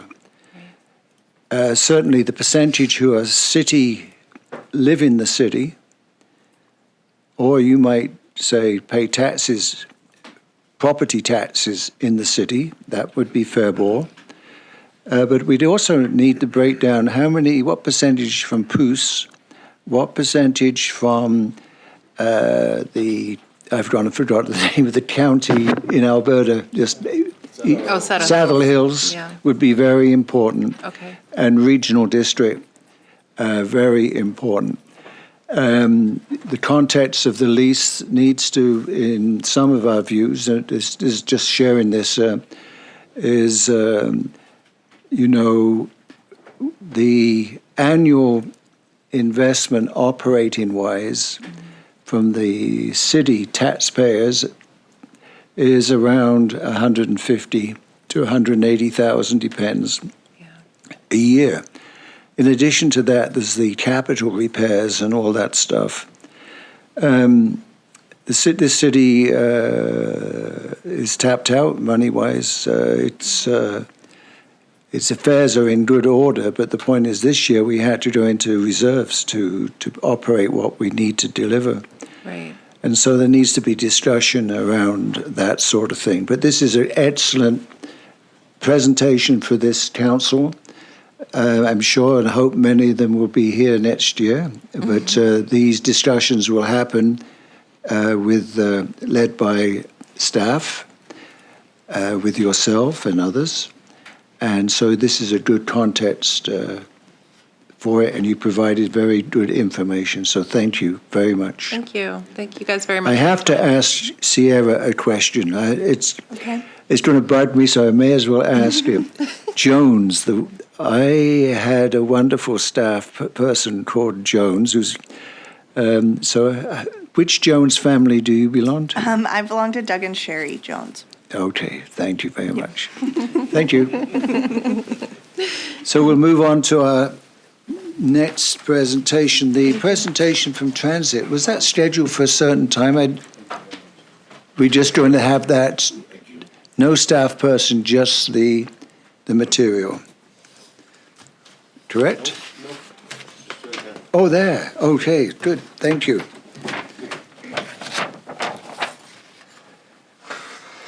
Iris, can you hear me? I can, yes. Thank you. Well, thank you for being here. Is Kevin taking part in this meeting as well? That's correct, yes. Okay. Welcome, Kevin. So the floor is yours. If you'd like to run us through your material, we'll ask questions afterwards, okay? Thank you, Councillor Paslow. Thank you for having us this morning to present the service options our planning team developed. My name is Iris Brown. I'm the Government Relations Manager for the North, and I'm joined today by the Manager of Service Planning, Kevin Sturgeon. But before we begin with our presentation, I would like to acknowledge with respect that we're joining you today from Victoria, BC, and that BC Transit delivers our missions in the ancestral territories of the Indigenous people across BC, and their historical relationships with the land continue to this day. So again, thank you for having us today, and I will hand it over to Kevin to walk you through the service options.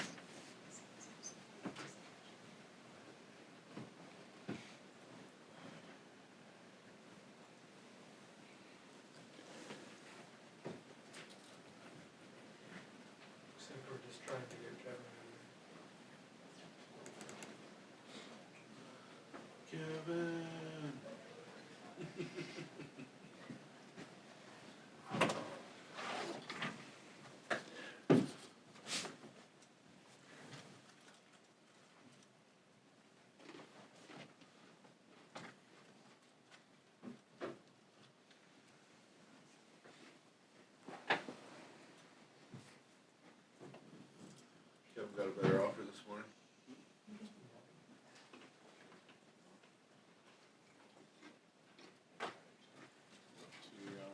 Through your worship, I just see that there are some technical difficulties. I think we're trying to get Kevin back. He might have got kind of disconnected. So just give us a moment, please.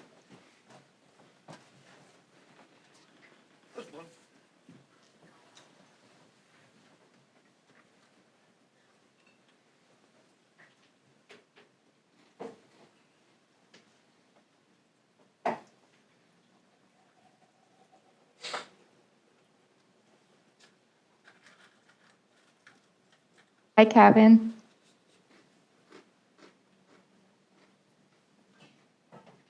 Aha, contact. Hi, Kevin. Hello. We are ready to move on with the presentation. I already did the land acknowledgement. Are you ready to share and present? Yeah, for sure. Thank you.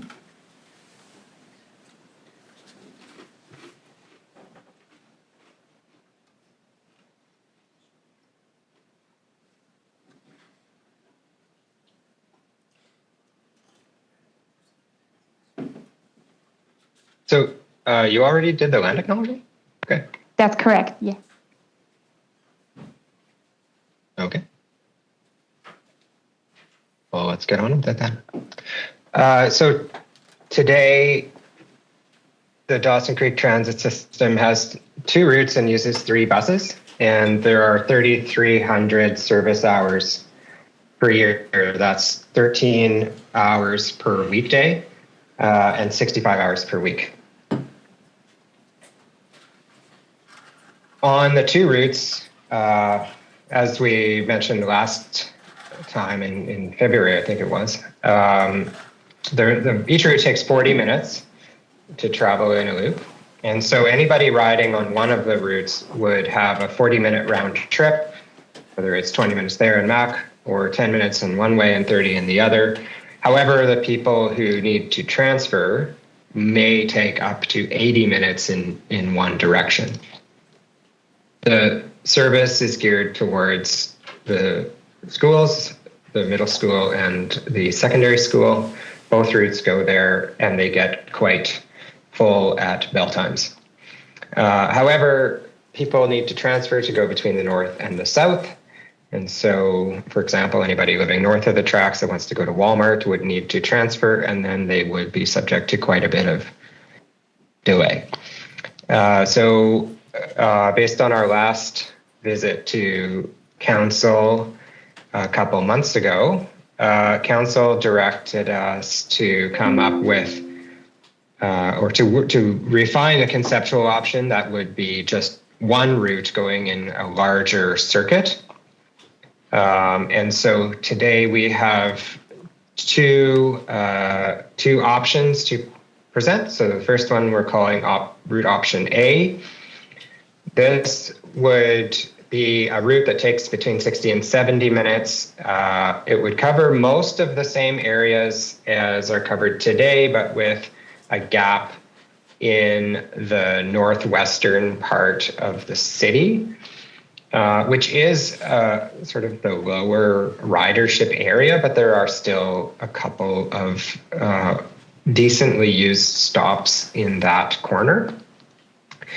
And that would require 39 stop changes. This option and the next one both would only require one in-service bus as opposed to the two that are there today. And so along with the spare, that would be 2 total buses in the fleet rather than 3. There are also options for changing the span of service. Right now, there's a large gap in the middle of the day, and that makes it very difficult, especially for the people who need to transfer, to actually go somewhere and come back during either the morning or afternoon service period. And so for some trips, it could cause people to have to wait through the whole approximately 3-hour gap in the middle of the day. And so that doesn't work out very well. With the 65 weekly service hours available, it's possible in this scenario to distribute them so that there would be 11 hours of service on the weekdays, and then that could leave for about 8 hours of service on the weekends. Those are approximate numbers. There's a bit of rounding in there. Or some other combination of those 65 weekly hours. With the Route B, the round trip time is, Route B would cover almost all the same areas as are covered by the 2 routes today. There are a couple of streets that would not be covered that have service today, but they're all within a short walk of this route, of service under this route option. So that it's a bit longer, so it would be 70 to 80 minutes in round trip time. There would be no such thing as transfers because it would be the only route. And there, again, one bus, 31 stop changes, and the same options available for distributing those 65 weekly hours of service. We do want to acknowledge that the capacity of one bus for high school at dismissal time would not likely be sufficient. Right now, and then we need to discuss the fleet options. So right now there's 3 medium duty buses. BC Transit is phasing out medium duty buses across the province. And so the 2 options would be full-size buses or heavy-duty buses, 40 feet long, or light-duty buses that fit around 17 people. We know there's that a couple times a day that 2 medium-duty buses end up being full. but at other times of day, there's less ridership. On the fleet side, there's also the consideration for the maintenance. We would need to follow up with more details on this depending on the direction that council provides. But there is the risk that there just wouldn't be enough work for the current mechanics staff, and they would have to look at other models that may include using contracted services or subcontracted services.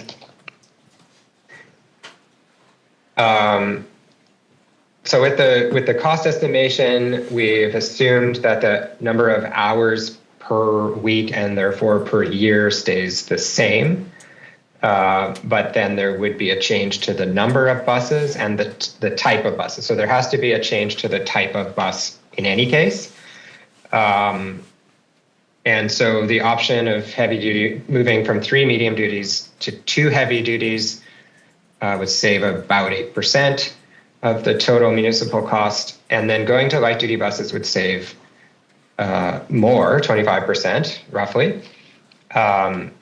But would come with that risk of most people at school bell times not being able to find a seat. And on a light duty bus, you do need to sit down. Standing is not permitted on those. So some considerations. Everybody's experience with this type of change would be different. The worst case scenario that somebody would have today would get better, but other people may see this as a change for the worse. So it would just be different for each individual. There would be ridership and revenue impacts. Right now, about 40% of riders are school students. They would not be able to be accommodated in the same number. And so some of that ridership and revenue would be lost. And whether or not that would be offset by more uptake among others is very difficult to predict. I would not suspect that it would make up for the entire balance if those high school students or middle and high school students were no longer able to be accommodated. So what we're looking for today is direction on which option to move toward, whether it's maintaining this current service model or the route option A or B. Subject to that direction, we at BC Transit will work with city staff and our own and the operating company on detailed testing and developing detailed schedules.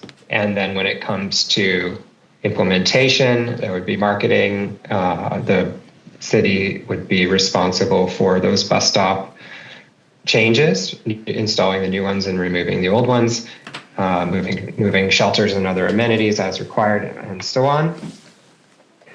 And we would be able to implement this. Now, normally our implementation timeline is 6 months from when we have a concrete plan for what we're implementing.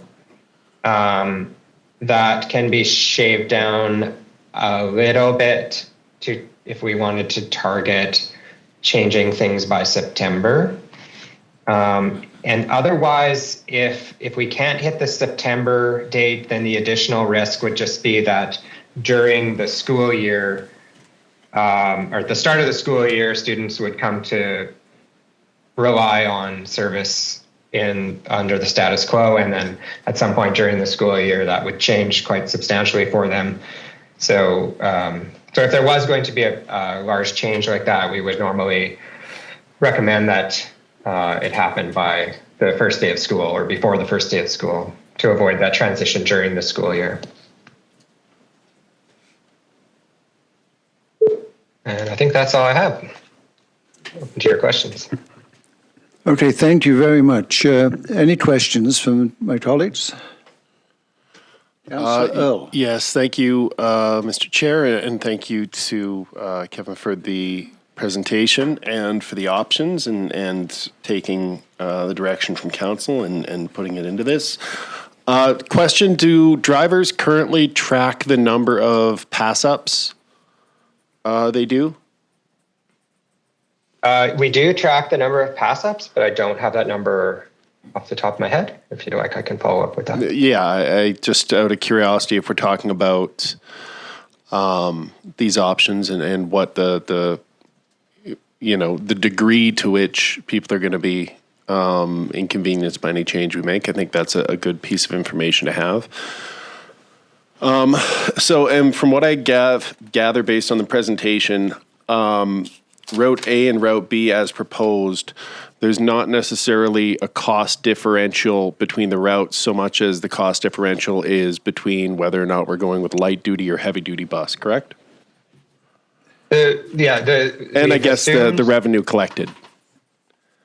Correct. The revenue would see a change. We've assumed that the number of service hours per year remains constant at 3,300.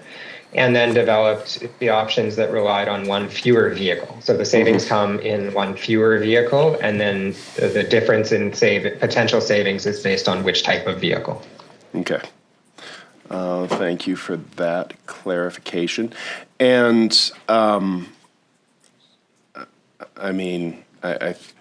personally, I think of the two options, my preference would be B, even though it adds 10 minutes, it doesn't cut out the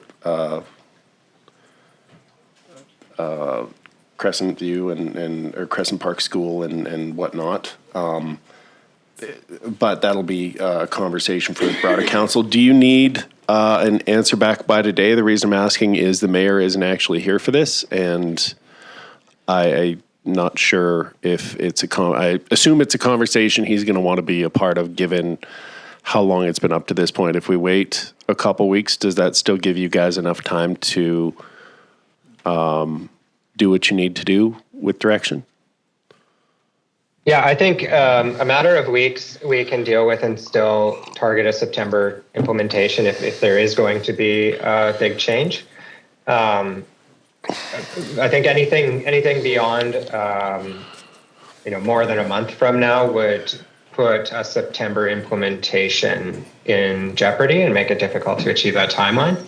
But we understand it's potentially a big change. It's an important conversation to have, and so we will wait to hear back in your timeline and advise on when we could implement if there is to be a big change. Okay, thank you for that. And I guess just kind of put a button on it. We do, for what it's worth, appreciate you guys rolling with the punches.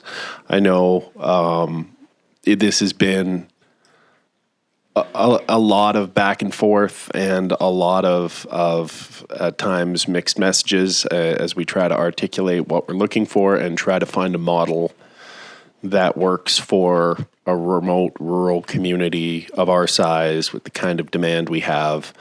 And I hope as we have these conversations, you don't interpret this back and forth as a criticism of the quality of your guys' work. It's so much as it is. We're just struggling to find a good fit and a way forward. Yeah, thank you for that comment, and it's well understood and appreciated. We're ready to respond to the goals that council sets, and so we're here to provide advice on what that could look like, depending on the strategic direction that council wants to provide. Thank you. Any other questions? Councillor MacDonald. Thank you, Chair. Question about the two different routes. Route A has 39 stop changes, but if you go to Route B, we cut down the number of stop changes. What would be the reasoning for that when we're adding in more geographical area? Just a lot of those areas already have bus stops. So we'd be serving bus stops that already exist, and some of the meaning of change is that they either need to move or be discontinued. And so with service in option A, with service coming out of one corner of the city, then there would be those additional bus stops that would be discontinued. Oh, okay. So that isn't just the total number of stops per route there then? It's the number of stops that would either need to be change or be discontinued added. or move. Yeah. Okay. Thank you for that clarification. If we were to maintain the status quo, what kind of increase are we looking at to switch from 3 medium duty to 3 heavy duty buses? I don't think I have that information. I think so. If I may, through council. So we did like the current AOA budget we developed is with the medium duty buses. However, our team will go through in April and June to look like a clear picture on like the costs, so that I can get back to you about the cost if we would think about heavy duty. The options we're presenting here do have these like kind of already calculated, so it's probably pretty easy to estimate like what would be a third bus if we don't change anything. So let me get back to you by end of day today with that. Okay, thank you.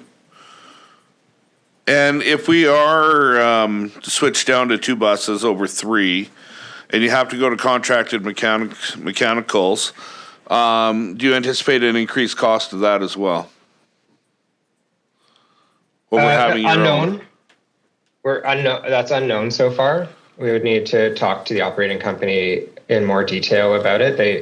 The operations team flagged that as a potential risk, but we have not gone into detail with them on the specific the outcome of that. Okay. That's all my questions, Chair. And thank you for the report. Any other questions? Mr. Chair, I Yes. had just a clarifying question. I just wanted to Yes, check in there with. was one thing I was going to ask you, but you go ahead Okay, and see if you're going to make the same statement. I wanted to. Maybe. So just looking at the options, and let's just say Route B, just because that had come up in discussion. I want to be clear. So the service hours are not proposed to increase. So does that mean there's still a midday gap? Because I look at the next slide and it says considerations where we talk about midday gaps. Yeah. So right now there's 13 service hours per day, broken into 2 buses operating for essentially 6.5 hours each, and they do those 6.5 hours in blocks of about 3 hours in the morning and 3 hours in the afternoon.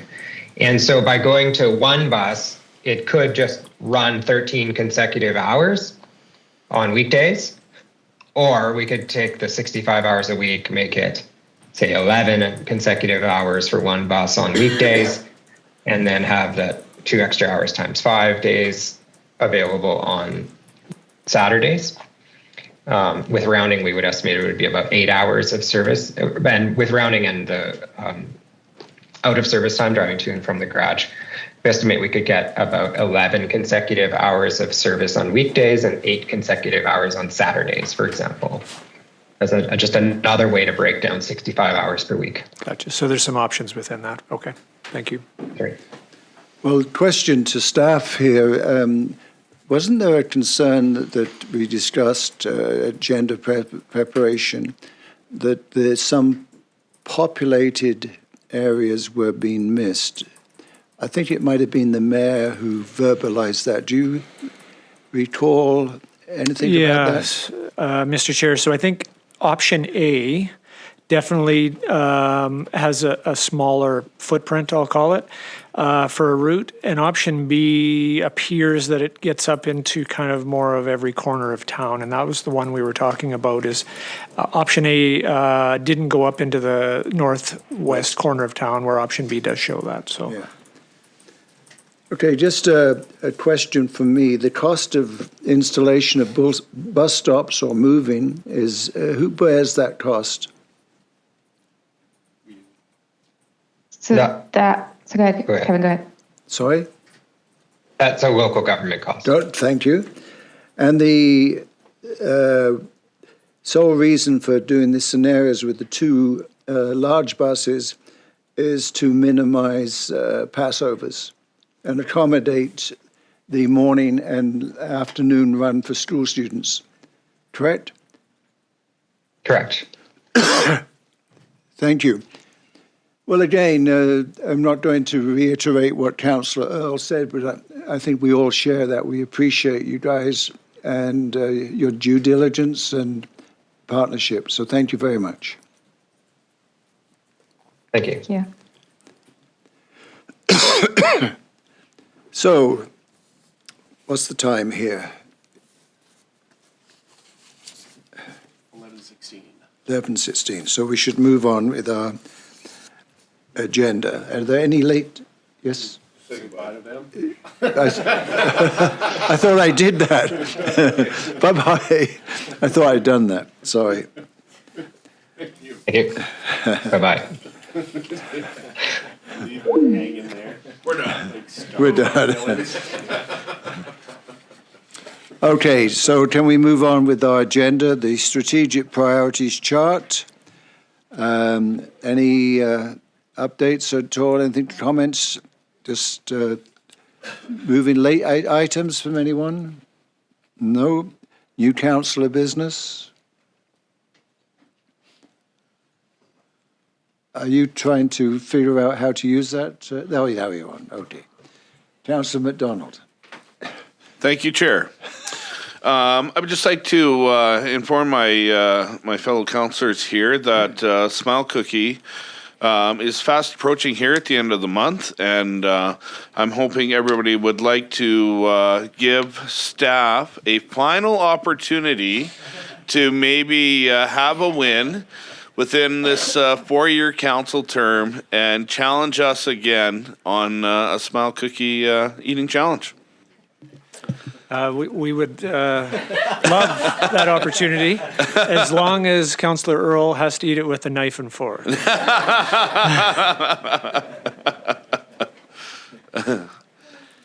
You're not going to hurt our ringer, no. I don't think that accommodation will be made, but I will help you, the staff, because this will be my last term.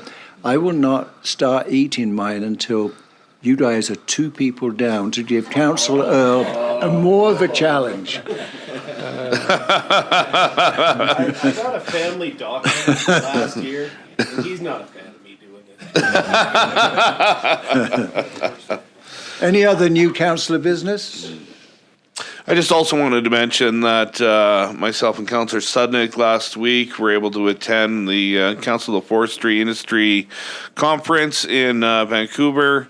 It gave us a great opportunity to once again get out and talk to some of the vendors, the industry folk, and other local governments to get a real idea of the state of forestry in our province.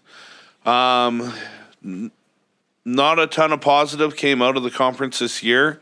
As we all know, there is major issues with the ability to get fiber out of the bush right now and into mills that are all, they've lost 75% of the mills in this province that we used to have, right? And it's not a great situation, but it gave, there were some positives that came out of it, some hopeful innovations that can be considered. The government continues to assure the province that they are going to get to their targets for harvesting in the province. So hopefully that does come to fruition. And so a valuable conference for us to attend. Some good information that came out of it, and I'm sure that my peer Councillor Sudnick and myself would answer any questions that came out. Thanks, everyone.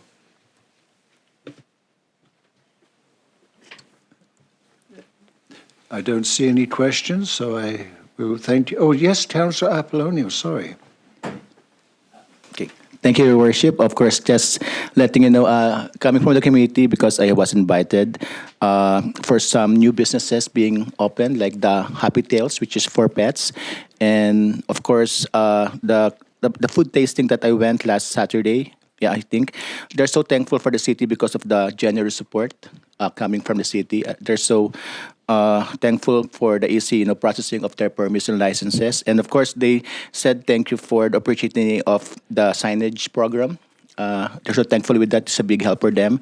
And of course, coming from our community, the Filipino community, we're again hosting the Olympics this coming May. Actually, we started this early as April, but the main thing is on May. So again, you are cordially invited and to play. And of course, I will invite again my fellow mayor, and of course, the councillor to become. And of course, I would like Charlie to be dribbling the basketball for quite some time. Thank you. Yeah. Okay, so let's move on to the adoption of minutes. Oh, Councillor Earl, you want to, sorry. Yeah, I just wanted to, I guess, commend staff or make a note that late last week, the provincial government announced that they were taking the Professional Reliance Act back to formula for reconsideration, and I do believe that was the proposed legislation you brought to our attention a month or so, a couple months back, having to do with our ability to provide oversight on housing and land development. So,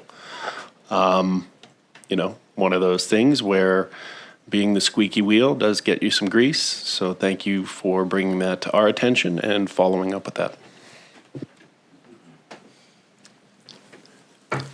Okay, thank you. So can I have a motion to adopt the minutes of the public hearing, 30th of March 2026? Councillor MacDonald moves, seconded. Councillor Sutton. You may now vote.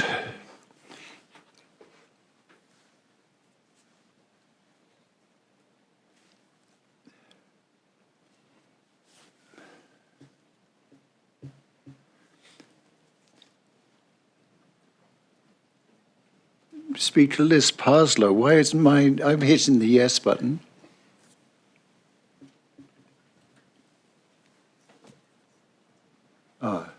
Maybe not hard enough. That's carried. Have a motion to adopt the minutes of the regular meeting of Council March 30th, 2026. Councillor Apollonio moved. Councillor Earl second. You may now vote.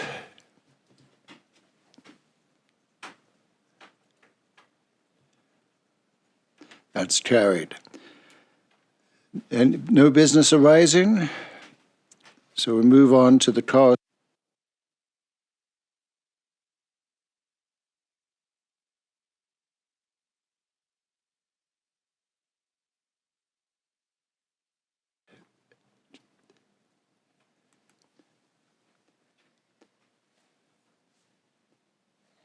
Thank you. Councillor Earl, sorry. Thank you, Mr. Chair. I will move the resolution as requested. The City of Dawson Creek supports the grant application to the Public Notification and Evacuation Route Planning Program for funding of up to $40,000 to develop an evacuation route plan and public notification plan. The project to proceed only if the full grant funding is approved. Seconded, Councillor MacDonald. Any discussion? I guess I'd just say I very much appreciate staff keeping an eye out for these kinds of opportunities. I would reiterate that, or I would note that this does encapsulate some of my frustrations with how our provincial and federal counterparts choose to dole out resources to municipalities in this province. The fact that for something as vital as an emergency evacuation route and a plan to go along with it. And we've had several emergency evacuations in the region in recent years. The fact that it is left up to a grant application that may or may not be approved is indicative of the shortcomings of the current status quo. But having said that, I do support this, and thank you to staff for pursuing it. Any other discussion? Let's move this for voting.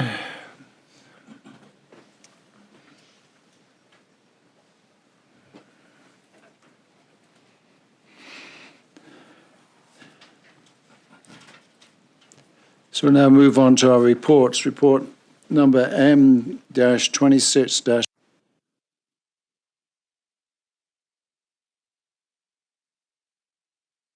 Step Up and Ride Eligibility discussion.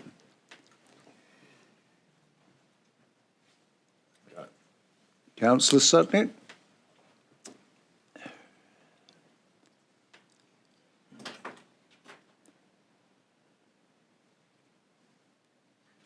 Thank you, Chair. I'll move recommendation report number M26051 from the General Manager of Major Infrastructure and Development regarding Step Up and Ride eligibility discussion be received for information. Seconder, Councillor Apollonio. So this has been received for information. So I'll put that to vote.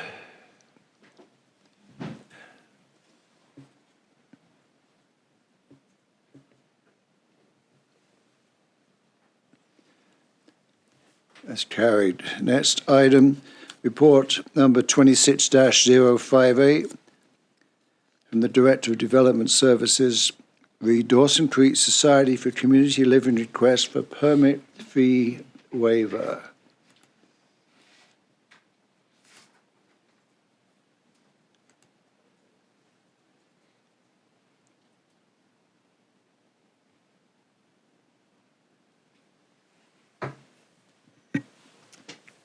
Councillor MacDonald. Thank you, Chair. I'd like to move that report number 26-058 from the Director of Development Services regarding Dawson Creek Society for Community Living request for permit fee waiver be received for discussion. Seconder, Councillor Apollonio.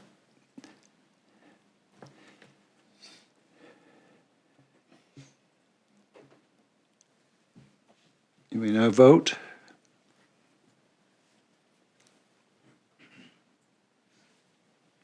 Carried.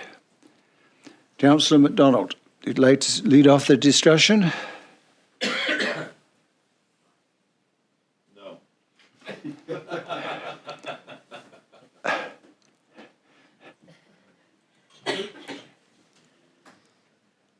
So just let me understand here. You made a motion that we have a discussion, but you...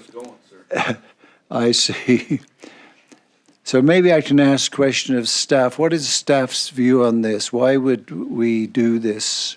And what is the rationale and implications for future, the impact of this if other people may want to engage in some development? Right.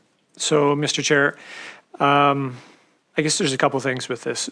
One is the building inspection is a cost recovery model where most years under normal development or better, we see enough revenue come in to offset the costs of the service.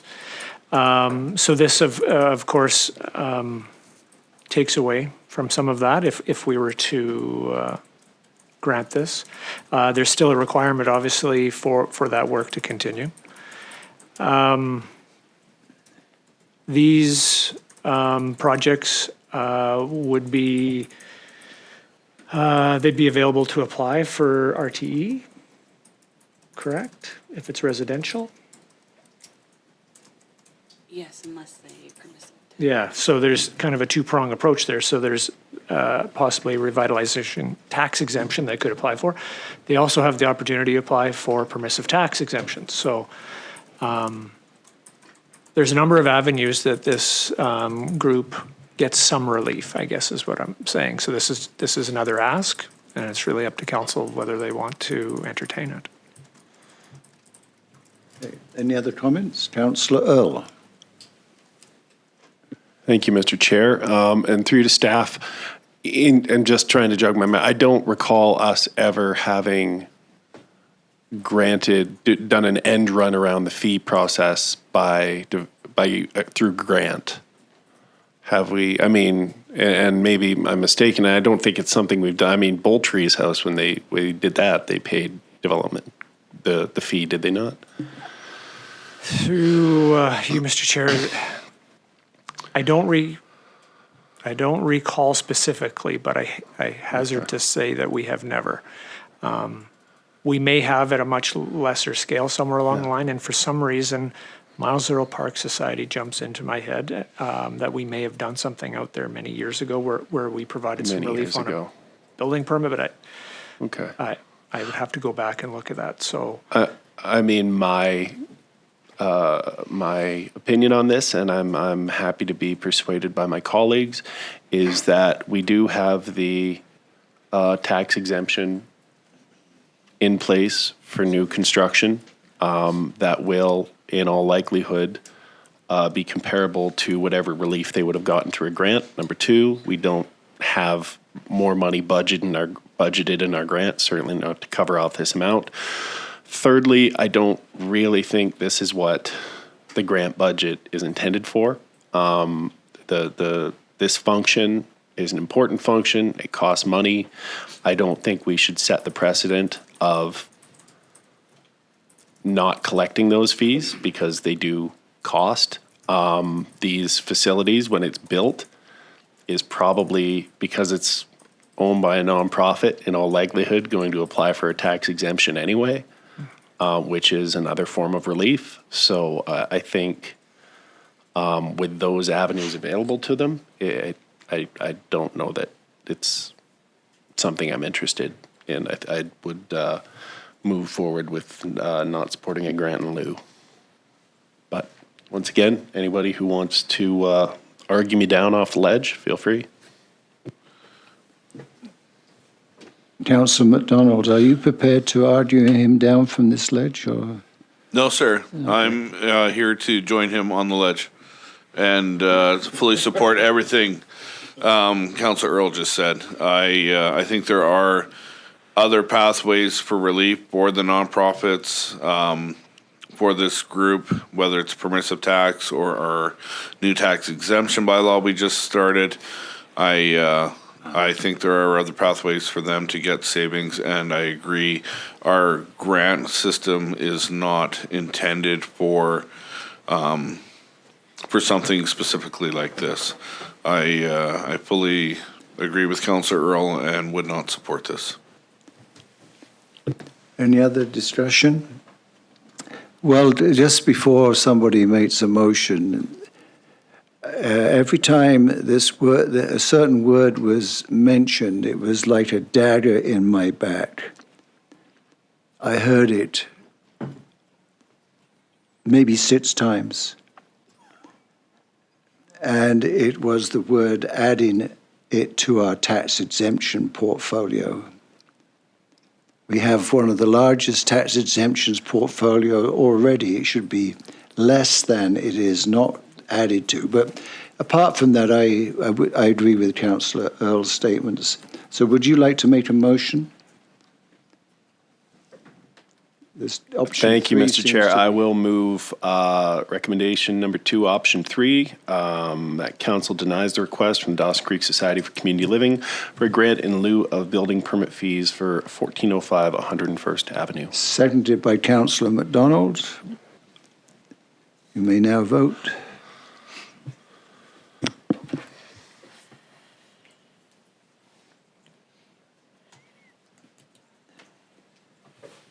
That's carried. Next item of business is the report number 26-060 from the Capitals Project Manager re-invitation to tender 2026-19 Capital Roadworks Arenas Parking Lot Reconstruction. Councillor Sutnick. Thank you, Chair. I'll move the recommendation, report number 26-060 from the Capital Projects Manager regarding invitation to tender 2026-19 Capital Roadworks Arenas Parking Lot Reconstruction be received. Further, that Council award the contract for ITT 2026-19 Capital Roadworks Arenas Parking Lot Reconstruction to Brocore Construction Limited for the tender price of $1,299,579.45, excluding GST. Do we have a seconder? Councillor MacDonald, any discussion? Councillor MacDonald. Thank you, Chair. I just have one question to staff. Did they give us an anticipated start date for the project at all? No. Reaching out after they've been awarded. We do recognize that we have the canopy project as well in the same facility, and we have specified where it needs to be completed before July 31st. Oh, wonderful. Excellent. Thank you, staff. Any other comments? If not, I'll put this to the vote. You may now vote.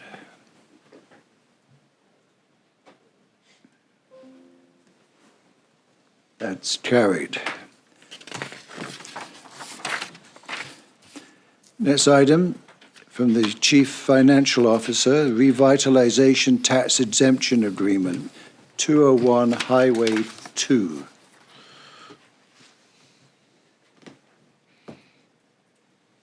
Thank you, Chair. I'd like to move that report number 26-061 from the Chief Financial Officer regarding Revitalization Tax Exemption Agreement 201 Highway 2 be received. Further, that Council approves entering into a Revitalization Tax Exemption Agreement with 1225936 BC Limited for the proposed development at 201 Highway 2 for the taxation years 2027 to 2036. Is there a seconder? Councillor Sutnick. Discussion. Councillor Earl.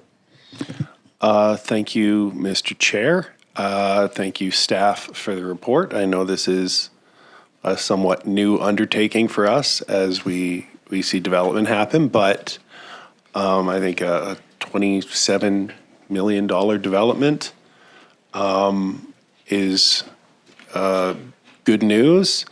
It's always very difficult when you're talking about revitalization tax exemption to articulate exactly how much that weighed on the developer or proponent's mind when doing it. But I know in speaking with someone working with this group that they did highlight, they did, cite this as part of that decision-making process. So hopefully this is, there's more to come with respect to this. I know we spent a number of years trying to land on something that would be enough of an incentive to drive people, get people across the finish line to say yes, but not so much that we were giving away the farm. And I think if you look at, yes, the 10-year abatement and how that's structured, seems like a lot of money on the front end, but when you look at the life cycle of these facilities and the positive momentum that comes from having new construction and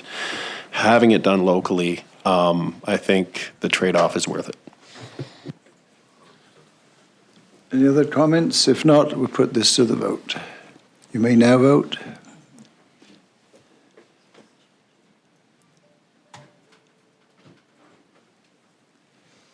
It's carried. Next item, a report from the Utilities Manager, invitation to tender 2026-08 BC Hydro Lift Station and Sanitary Force Main Replacement. Councillor Earl. Thank you, Mr. Chair. I'll move the recommendation that report number 26-067 from the Utilities Manager regarding invitation to tender 2026-08 BC Hydro Lift Station and Sanitary Force Main Replacement be received. Further, that Council award the contract for ITT 2026-08 BC Hydro Lift Station and Sanitary Force Main Replacement to Infracon Construction Incorporated for $2,229,587, excluding GST, including $200,000 contingency. Seconder, Councillor Sutton. Discussion? Staff? Just, Mr. Chair, for clarity, we call it the BC Hydro Lift Station just by its approximate location to the BC Hydro office. I just want to be clear for anybody listening. We're not doing this for BC Hydro. It's just, it's a naming convention we have, so I just wanted to make sure that was clear. It is our infrastructure. Any other comments? If not, let's vote on this. You may now vote. That's carried. Next item, Report 26068 from the General Manager of Major Infrastructure and Development, Water Supply System Project, Phase 1 Planning and Feasibility Funding.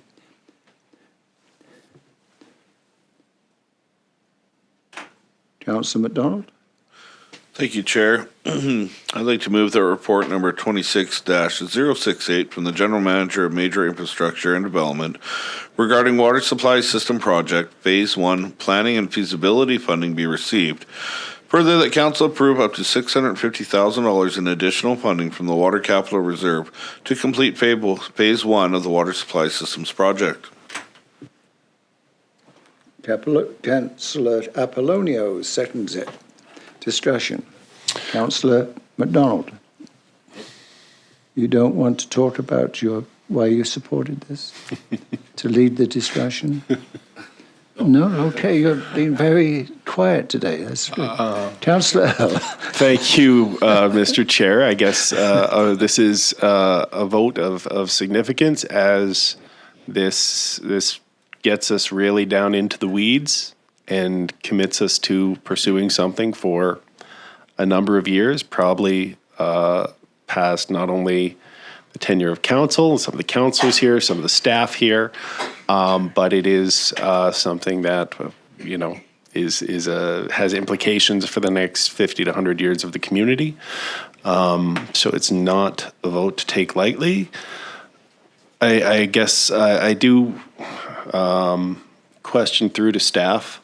And I don't imagine there'd be any funding available from the province, if at all, but certainly not for the preliminary stages. I can't imagine there's any interest in them helping offset any of these costs for us. Through you, Mr. Chair, not to date. I think we chatted a bit about this in agenda review. I think we want to be in a position where we can invest on the front end, have something that is more defined, and then you can take that and look for capital funding for a project, whatever that project may end up being. So I think the onus is on us to do some of this, if not all of the front end work, but we will certainly look for opportunities for any possible grants out there. And I guess is this funded out of general or the water utility? So this will come from water capital reserves. So water capital reserves. Okay, thank you. Any other comments? Well, I agree with the preliminary statements of Councillor Earl. A huge project, very, very important. But you know, when I looked at the phase 1, 2, 3, and 4 component of this, and I guess I'm of the view that the provincial government and the federal government should be in at the onset with this. I'm saying should. I'm not going to be voting against it because they're not. But it irks me. There's been realization by the provincial government that we have a major problem here. They have stepped up and supported a temporary relief if and when we have to enact that. But they know it's just temporary. Staff is right on. We will need a very detailed, thorough plan. They should, in my view, and I would just wonder, I mean, we have a hard-working MLA. Has he been fully briefed with this, and has he been asked to see if he can leverage funding for this to share in the cost of this? And the same question as it relates to our MP. Mm-hmm. Where's he in this? What's his actions been? So can you give some relief to my anxiety about this? So through you, to you, Mr. Chair, I know I've had conversations with the MLA, albeit it's been a while back. I think the mayor has kept him abreast of our status, I guess. I know the mayor has also had a conversation with MP Zimmer about it, but again, that was some time ago. I think should this move forward and we have a path forward, I think great opportunity again to have those conversations because we now have the work program more defined. We know exactly what it's going to look like. We have what the dollars are going to be. And so I think it would be a good opportunity to see if we can elicit some help. Well, maybe you covered it off when you said we can seek grants, right? I mean, I would hope we would immediately, when this is passed, which I'm sure it will be, that we try to get some share in it. In it. My previous experience, when there were emergency things, it was always 1/3, 1/3, 1/3. Mm-hmm. And I suggest we approach it in that way, perhaps. But so when I read this, I mean, with all due respect, and I know the writer here is just covering off all those things, but confirm the nature and urgency of the water supply issue. Now, we're here, so work is underway, but we don't need to do any more work about that bullet, do we? Do we have to do any more work about the system's capacity and future demand? Maybe we do, I just don't know. But they were questions, that, and then we look at in phase 2, evaluate short-lived source. Well, what are we talking about here? We know there's only one source, or are we now still going to do like we did 15 years ago and fiddle around and think, well, maybe the Murray's an option or the Pine? Give us a break. I mean, some of this stuff is there because they need to be identified, but aren't we confident that we know that it's just the piece? Yes, Mr. Chair, we are, but at the same time, we've been asked those questions, and unless we have some up-to-date data on that, we have to answer that. As we went through the initial early engagement process of the environmental assessment process, those questions came to us, and so they have said to us, we need to now provide answers to those questions. Some of that may be at a higher level than others, but so that's all part of this is we need to be able to respond and defend. As you indicated, we're starting possibly marching down a path that is very significant for this community, and we need to be able to say at the various stages of it that we've looked at the various options and we are able to defend and determine that whatever option we pick is the most appropriate. That is our responsibility with the amount of money that we're talking about here. So that's part of this process, is to make sure that we canvass various options to likely determine what we believe is the piece being the most viable. But we want to make sure that we don't overlook anything. And so we're going to use some of our money to hire a consultant to tell us it's the Peace River. Some of it, yeah. I'm venting frustration, not with you at all. It's the whole process of, definition of consultants that I've always liked is somebody who looks over your shoulder and tells you what time it is. But I know you have to go through it. It just irks me. Waste of taxpayers' money. Some things on this scheme of 1, 2, 3, 4 are open questions. Others, I think, are closed. But anyway, if no one else wants to comment, let's start the vote.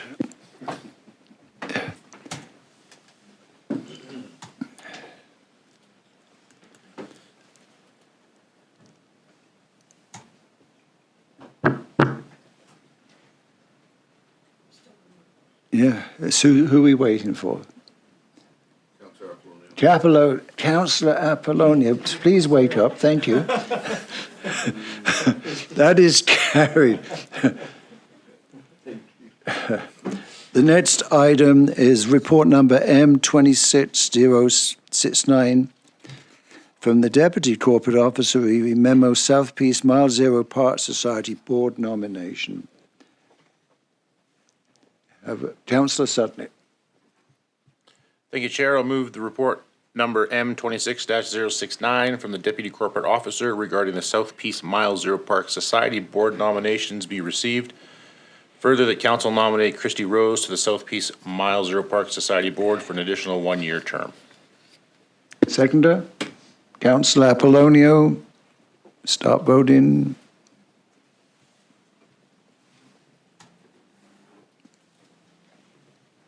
Carried. Last item under reports, number 26070 from the Director of Development Services, Stormwater Development Cost Charge.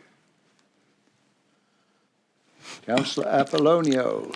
Thank you, Chair. I move that report number 26-070 from the Director of Development Services regarding stormwater development costs charge be received for information.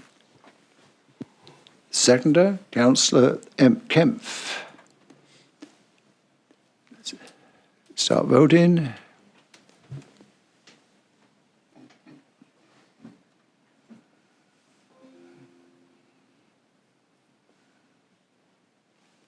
That's carried. So I invite Councillor Apollonio. Do we like to lead the discussion on this, or do you want to replicate what Councillor McDonald did? Are you nodding? I'm going to start throwing. It's okay. I'm the spokesman. Councillor Earl, you rescue Councillor Apollonio, okay? Thank you.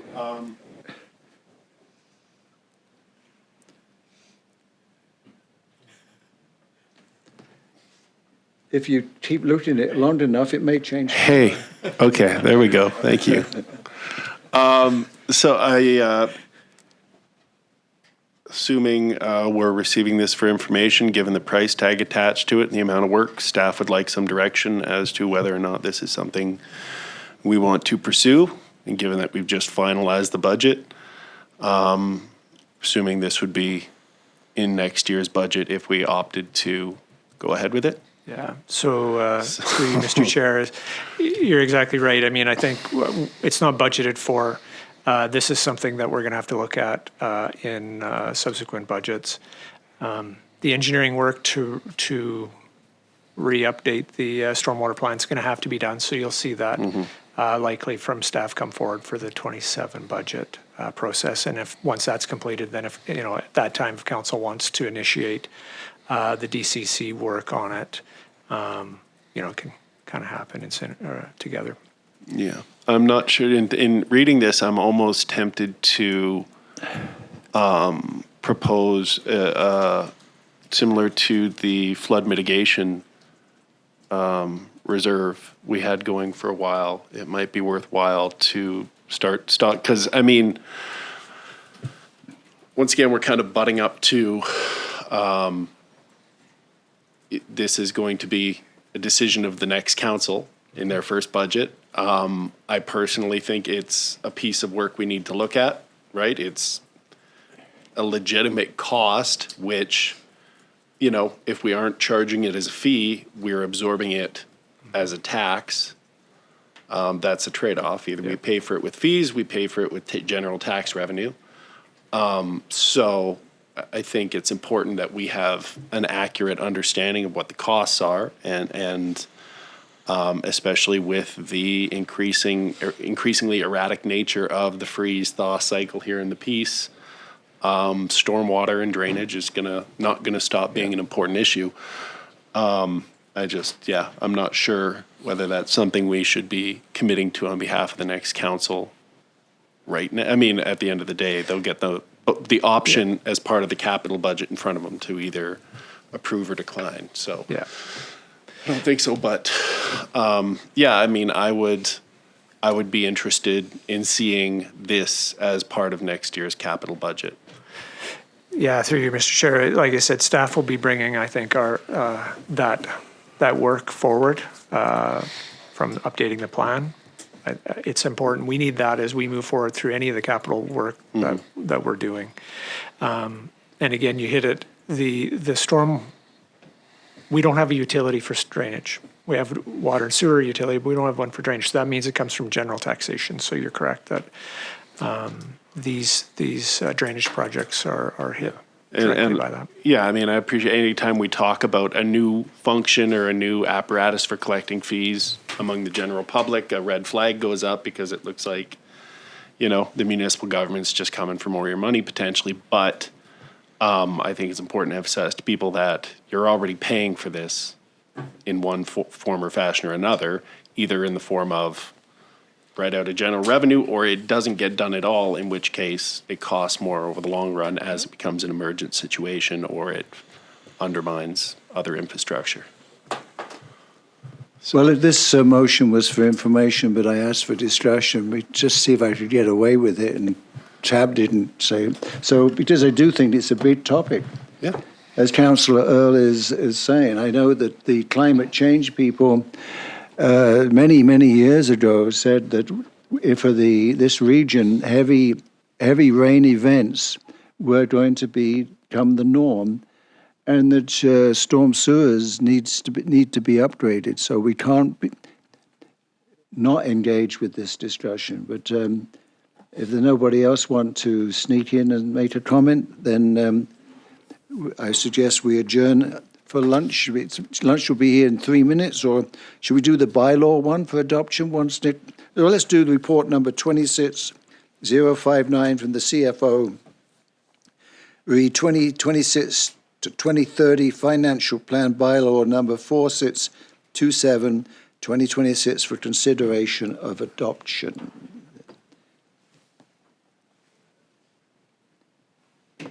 Councillor Earl.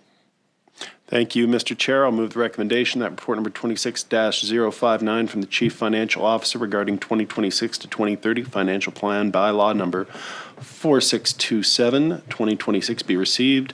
Further, that 2026-2030 financial plan bylaw number 4627 2026 be adopted. Seconder, Councillor Apollonio. Let's start voting.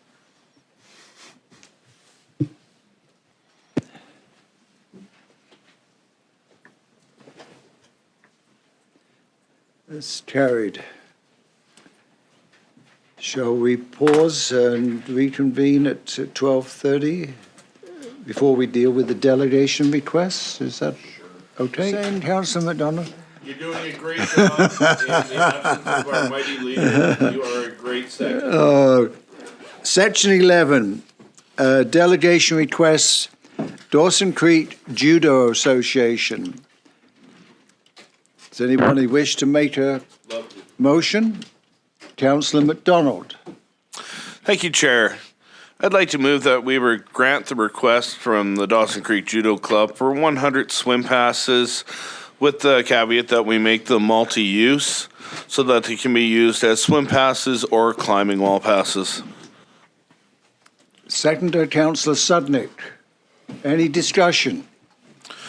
The reason I just would like to see the multi-use is they specifically said how much they like to use our climbing wall for training and cross-training purposes, and I think that's amazing. And if we can promote more usage of our climbing wall, I think it's only to our own benefit. Thank you for following up your motion with a lead. Thank you. I'm trying to be better for you. Any other discussion? Let's call the vote.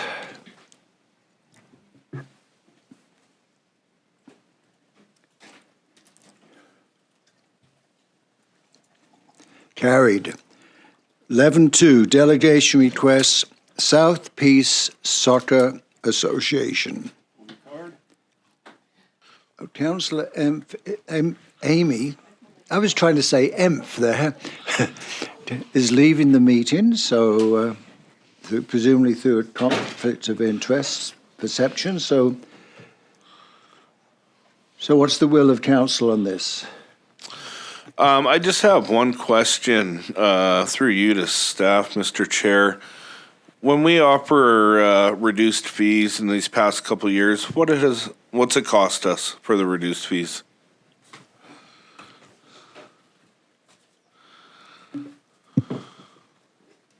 So through you, Mr. Chair, our anticipated fees for the fields, for soccer fields, are around $13,000 annually. So Okay. that's the potential revenue. Okay. Should be noted that we probably spend about $150,000 maintaining the fields.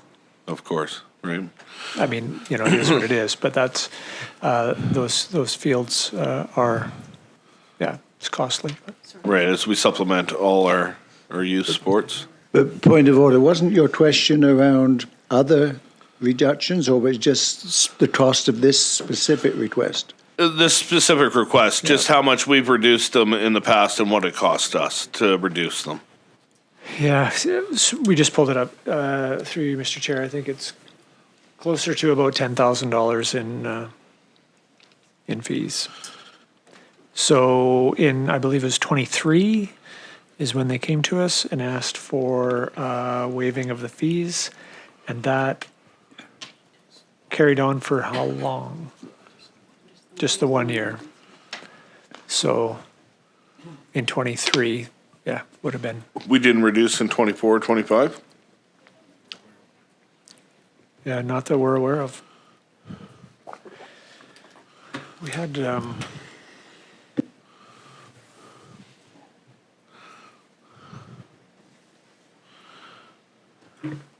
I think it was just the 1 year, if I remember correctly. Okay. I'd like to move that we grant the request for the waiving of the fees this year. That's the end of your motion? That's in my motion. Seconder? Councillor Sudnick, discussion. Councillor? Thank you, Mr. Chair. So I just and not trying to be just litigious, in their request, their reduced soccer rates. So I was conceptualizing this as they were asking for a per hour reduced rate that would equate to the $15,000 gap between what they needed for insurance and what they needed to be insured and a member in good standing of BC Soccer. And now you're telling me that we only collect $10,000 a year in revenue for fee rentals? Yeah, through you, Mr. Chair. And that's for soccer, not for baseball, just for soccer? Just soccer. So I just pulled up the email that we got here. So last year's fees, so 2025, the youth soccer paid $8,250 approximately. That includes taxes. And 2025 adult soccer was $3,800. Okay, and that $150,000 number to maintain the field is just for the soccer piece, or does that include the baseball diamonds on the other side as well? That might include ball as well. So we cut that in half to say that, because I'm just trying to, based on the cities, and I know we've changed rates to kind of bring everything into alignment in recent years, but the initial subsidy policy was 75% for youth and seniors and 50% for adults. So is there a bigger envelope that's blending out into to reach that, or have we just kind of abandoned that? Go ahead, Ryan.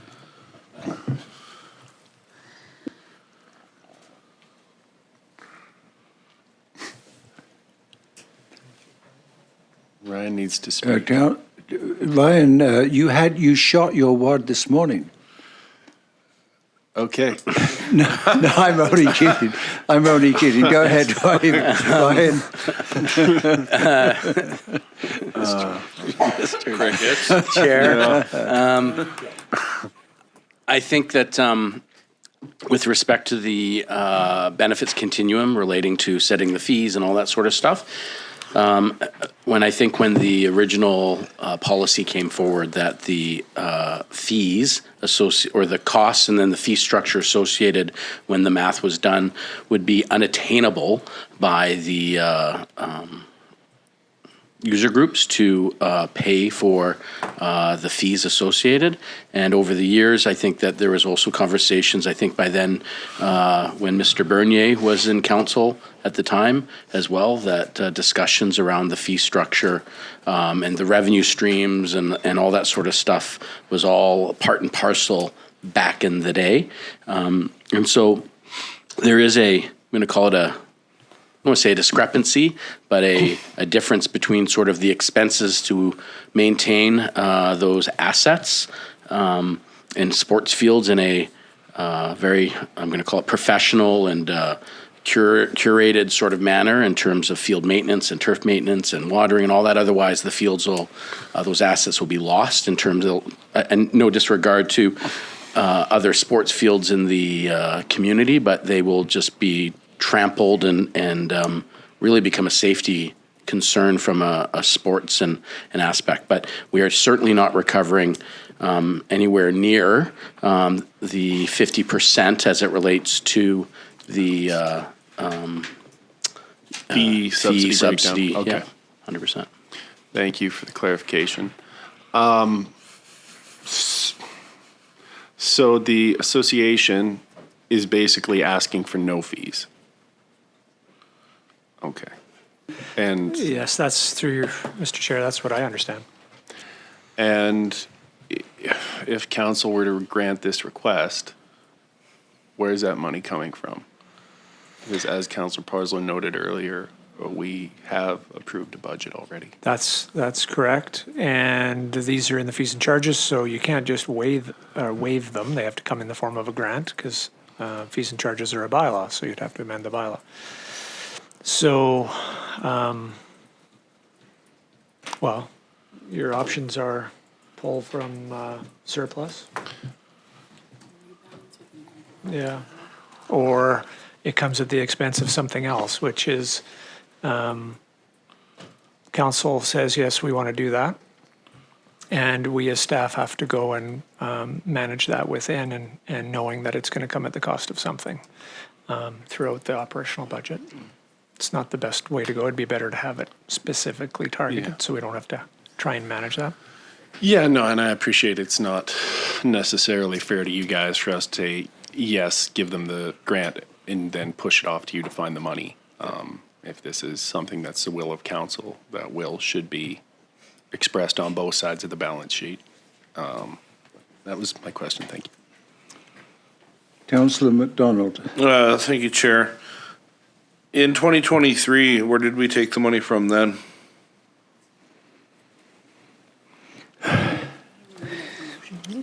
Through, Mr. Chair, I would have to go back and trace that back because I recall having the conversation with the association. I don't recall how that finalized here, so I'd have to go back and dig that up and see. Okay. Speaking towards the motion for myself, I really appreciated the president's statement that they see this as the final ask, that they took over in 2022 or 2023. They've worked really hard through a very, very difficult situation.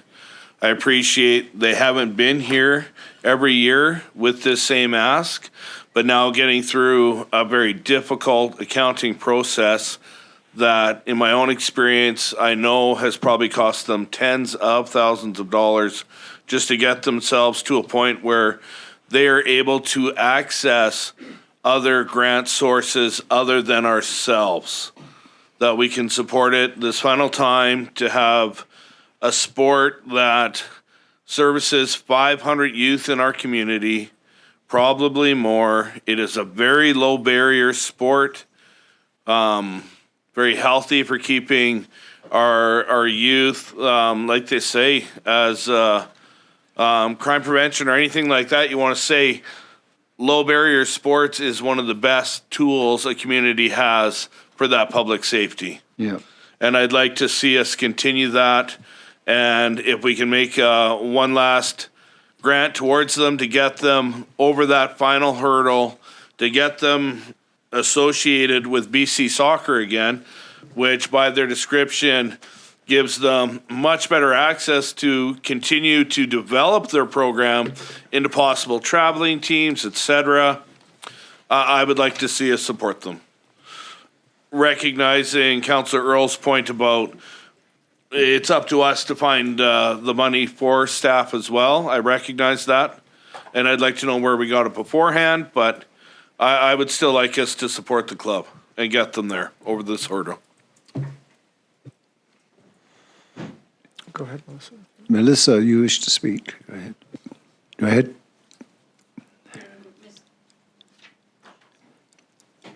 A little slow. The technology is slow. It's not heated up enough.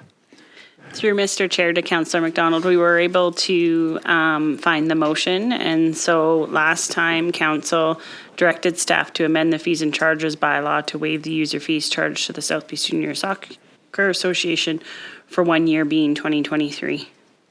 So that's how they chose to. So then So we put it on you. we just lost revenue. Yep. We're very sorry. Okay, well, I wanted to say a few things about this. Essentially, I think we need some more information. And what I'm thinking of is deferring this, and I'll explain why. Putting forward the notion that we defer this. Yes, I don't wish to go in the history, but yes, they've laboured under a lot of bad circumstances. They've obviously come a long way. They now have financial statements. There was a comment made about waiting for the news about a grant that they had applied for. What I think might be the best course of action, because I'm less on the same wavelength, I believe, of my colleagues who've spoken, it's just in the fine detail and the timing. So where I'm coming from is I'm saying, yes, in light of the history and the attainment that they have achieved, I think we should do something. But I would rather staff have a look at their financial statements, first of all, get clarity around the grant that they're receiving, and then really saying, okay, what do you really need for you to get full membership in the BC Soccer Association, okay? Because $10,000 fee may not do it. The grant may be sufficient for the membership. We don't know. But I would I'm just wondering if we waited to the next council meeting, whereby staff's had a chance to look at their financials. Maybe there's some things in there that we want to question, okay? But what would it take for full membership in the, if that's the number one aspiration, the number one thing they need, and I accept they need that. If it takes 25,000, what's that grant covering, right? So is there any harm us deferring this until the next meeting? Because she has the financial, she has a budget,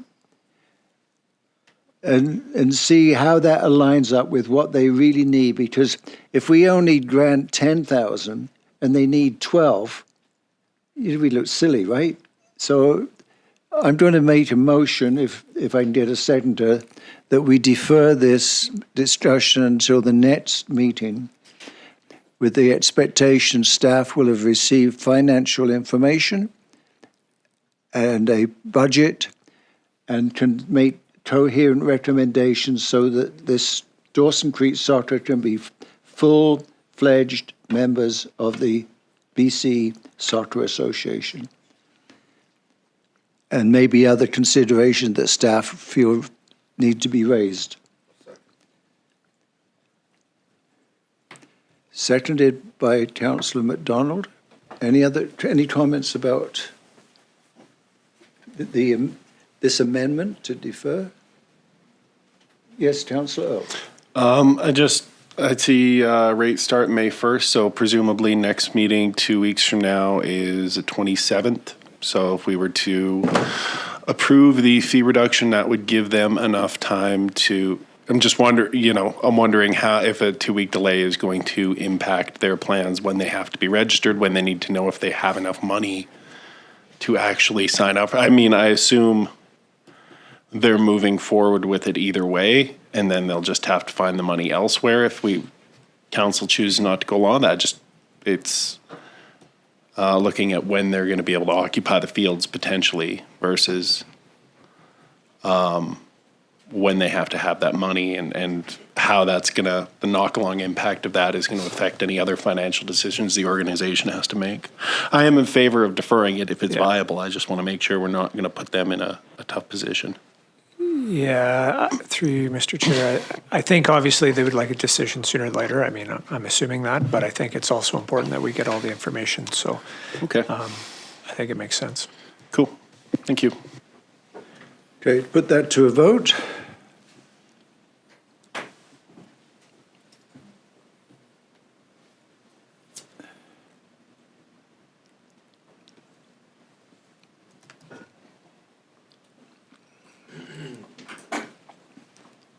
That's carried. So we'd like to get Amy and let her know to return. Next topic is I think there's maybe a misnaming here. There was no request from the Dawson Creek and District Stables. It was a presentation. That's correct. I think we had that as a placeholder, Mr. Chair, just in case there was. Yes, sure. So can I move on to the next item, 11.4? Sorry? Yeah.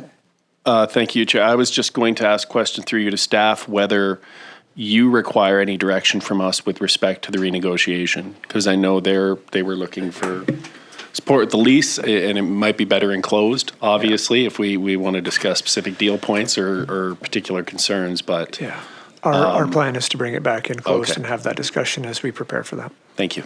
Yeah, no, thank you. That's good. Okay. So now, again, this was not a request. This is an item of business. It was information. So I'm going to make a motion that we defer the processing of this information at the next meeting of council, where the mayor will be present, and hopefully within the context of decisions around BC Transit as a whole. Or you may wish to, and I'd be willing to withdraw my motion if you want to say we prefer of these options, right? We prefer A over B or B over A, but I think it's best to maybe defer it, don't you? Yeah. So I'm moving to defer this matter to the next meeting of council. Councillor MacDonald seconds. Voting can begin.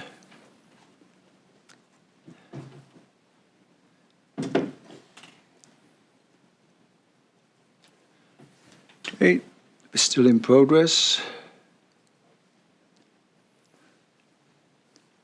Who are you waiting for?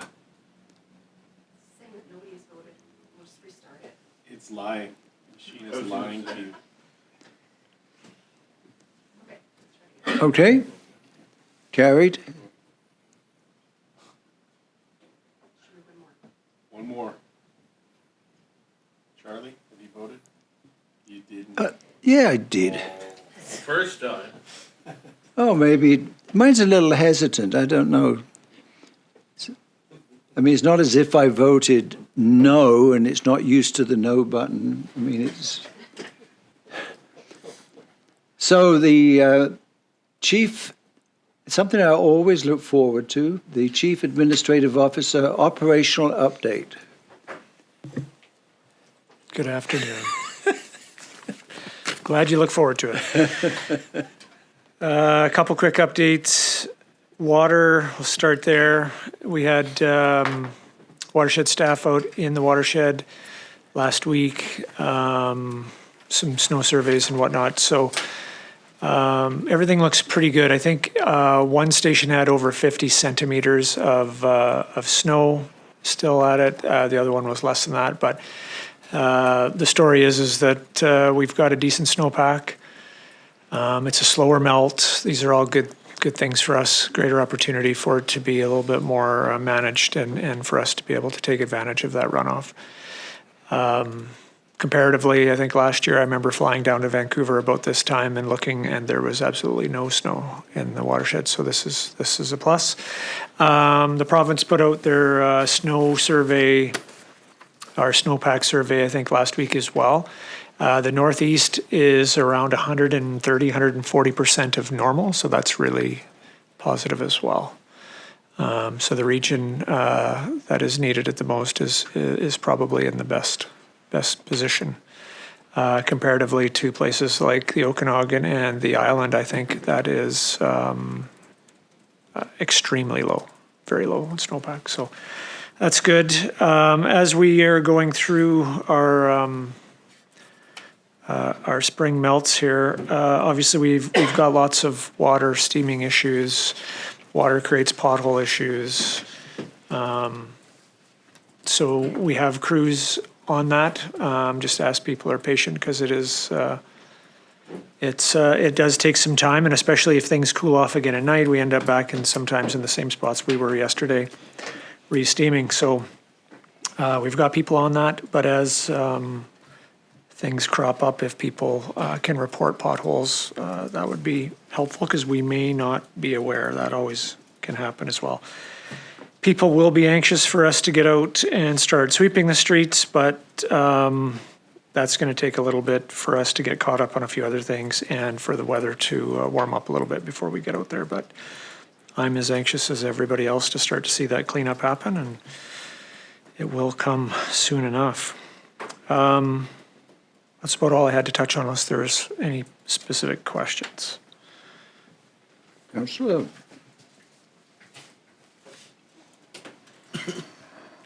Thank you, Mr. Chair, through you to staff, and thank you, Kevin, for the update. Just with respect to the Frechette and the melt, when generally would we expect to know whether or not Bear Hole Lake is recharging? So because that was kind of a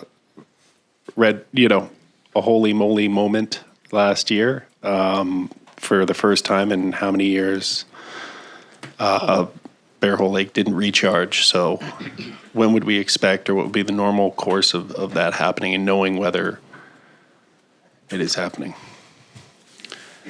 So we have a camera out at the Bear Hole Weir, so we'll be able to see as that occurs.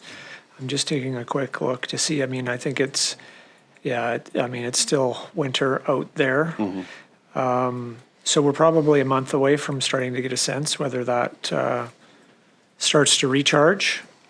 And as good as position we're in as far as the snowpack, I think the reality is that it's probably not all going to come back this year, as far as the wetlands and all that. But as long as we see some positive movement there, that would be great. Just kind of as a side note, Devin and the watershed team went out to Kelly Lake and met with elders and administration out there a couple, 3 weeks ago, and talked specifically around the watershed, Bear Hole Lake, and whatnot. And so that was a very, I think, beneficial meeting. Just talking about shared interest in there and also shared information. So I think both parties will be keeping a close eye on that. And but yeah, so I would say we're probably at least a month away from seeing some melt out in that area. Okay. Thank you. Okay. Councillor McDonald. Thank you, Chair. Through you to Kevin, you mentioned the Bear Hole Weir. Did we ever replace the boards we pulled from the weir? Or are they still out? We haven't been able to replace them, eh? So we have two weirs, Eris and then also Bear Hole. So I think we have a gate at Bear Hole, so I don't think we pulled any boards at Bear Hole, unless I'm remembering something incorrectly. Well, I thought you guys reported last year that you had pulled from Bear Hole to release more from Bear Hole Lake to try and keep Kiskatna flowing. Yeah, that would have been just opening up the, Just that and opening the probably gate. dealing with, we get a lot of beaver activity around that weir as well.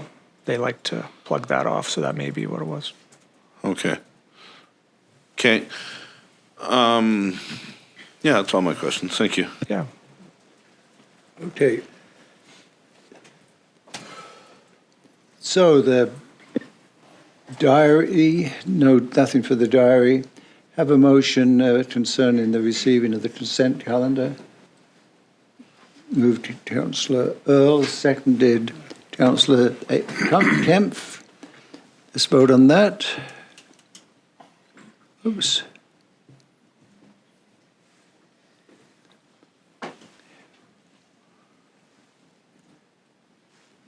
It's carried. Any media questions? Okay. So the resolution to move into the meeting of council closed to the public reads agenda item 4151, section 91E, the acquisition, disposition, or expropriation of land or improvements if the council considers that disclosure could reasonably be expected to harm the interests of the municipality. Agenda item 51, section 91(1), the receipt of advice that is subject to solicitor-client privilege, including communications necessary for that purpose.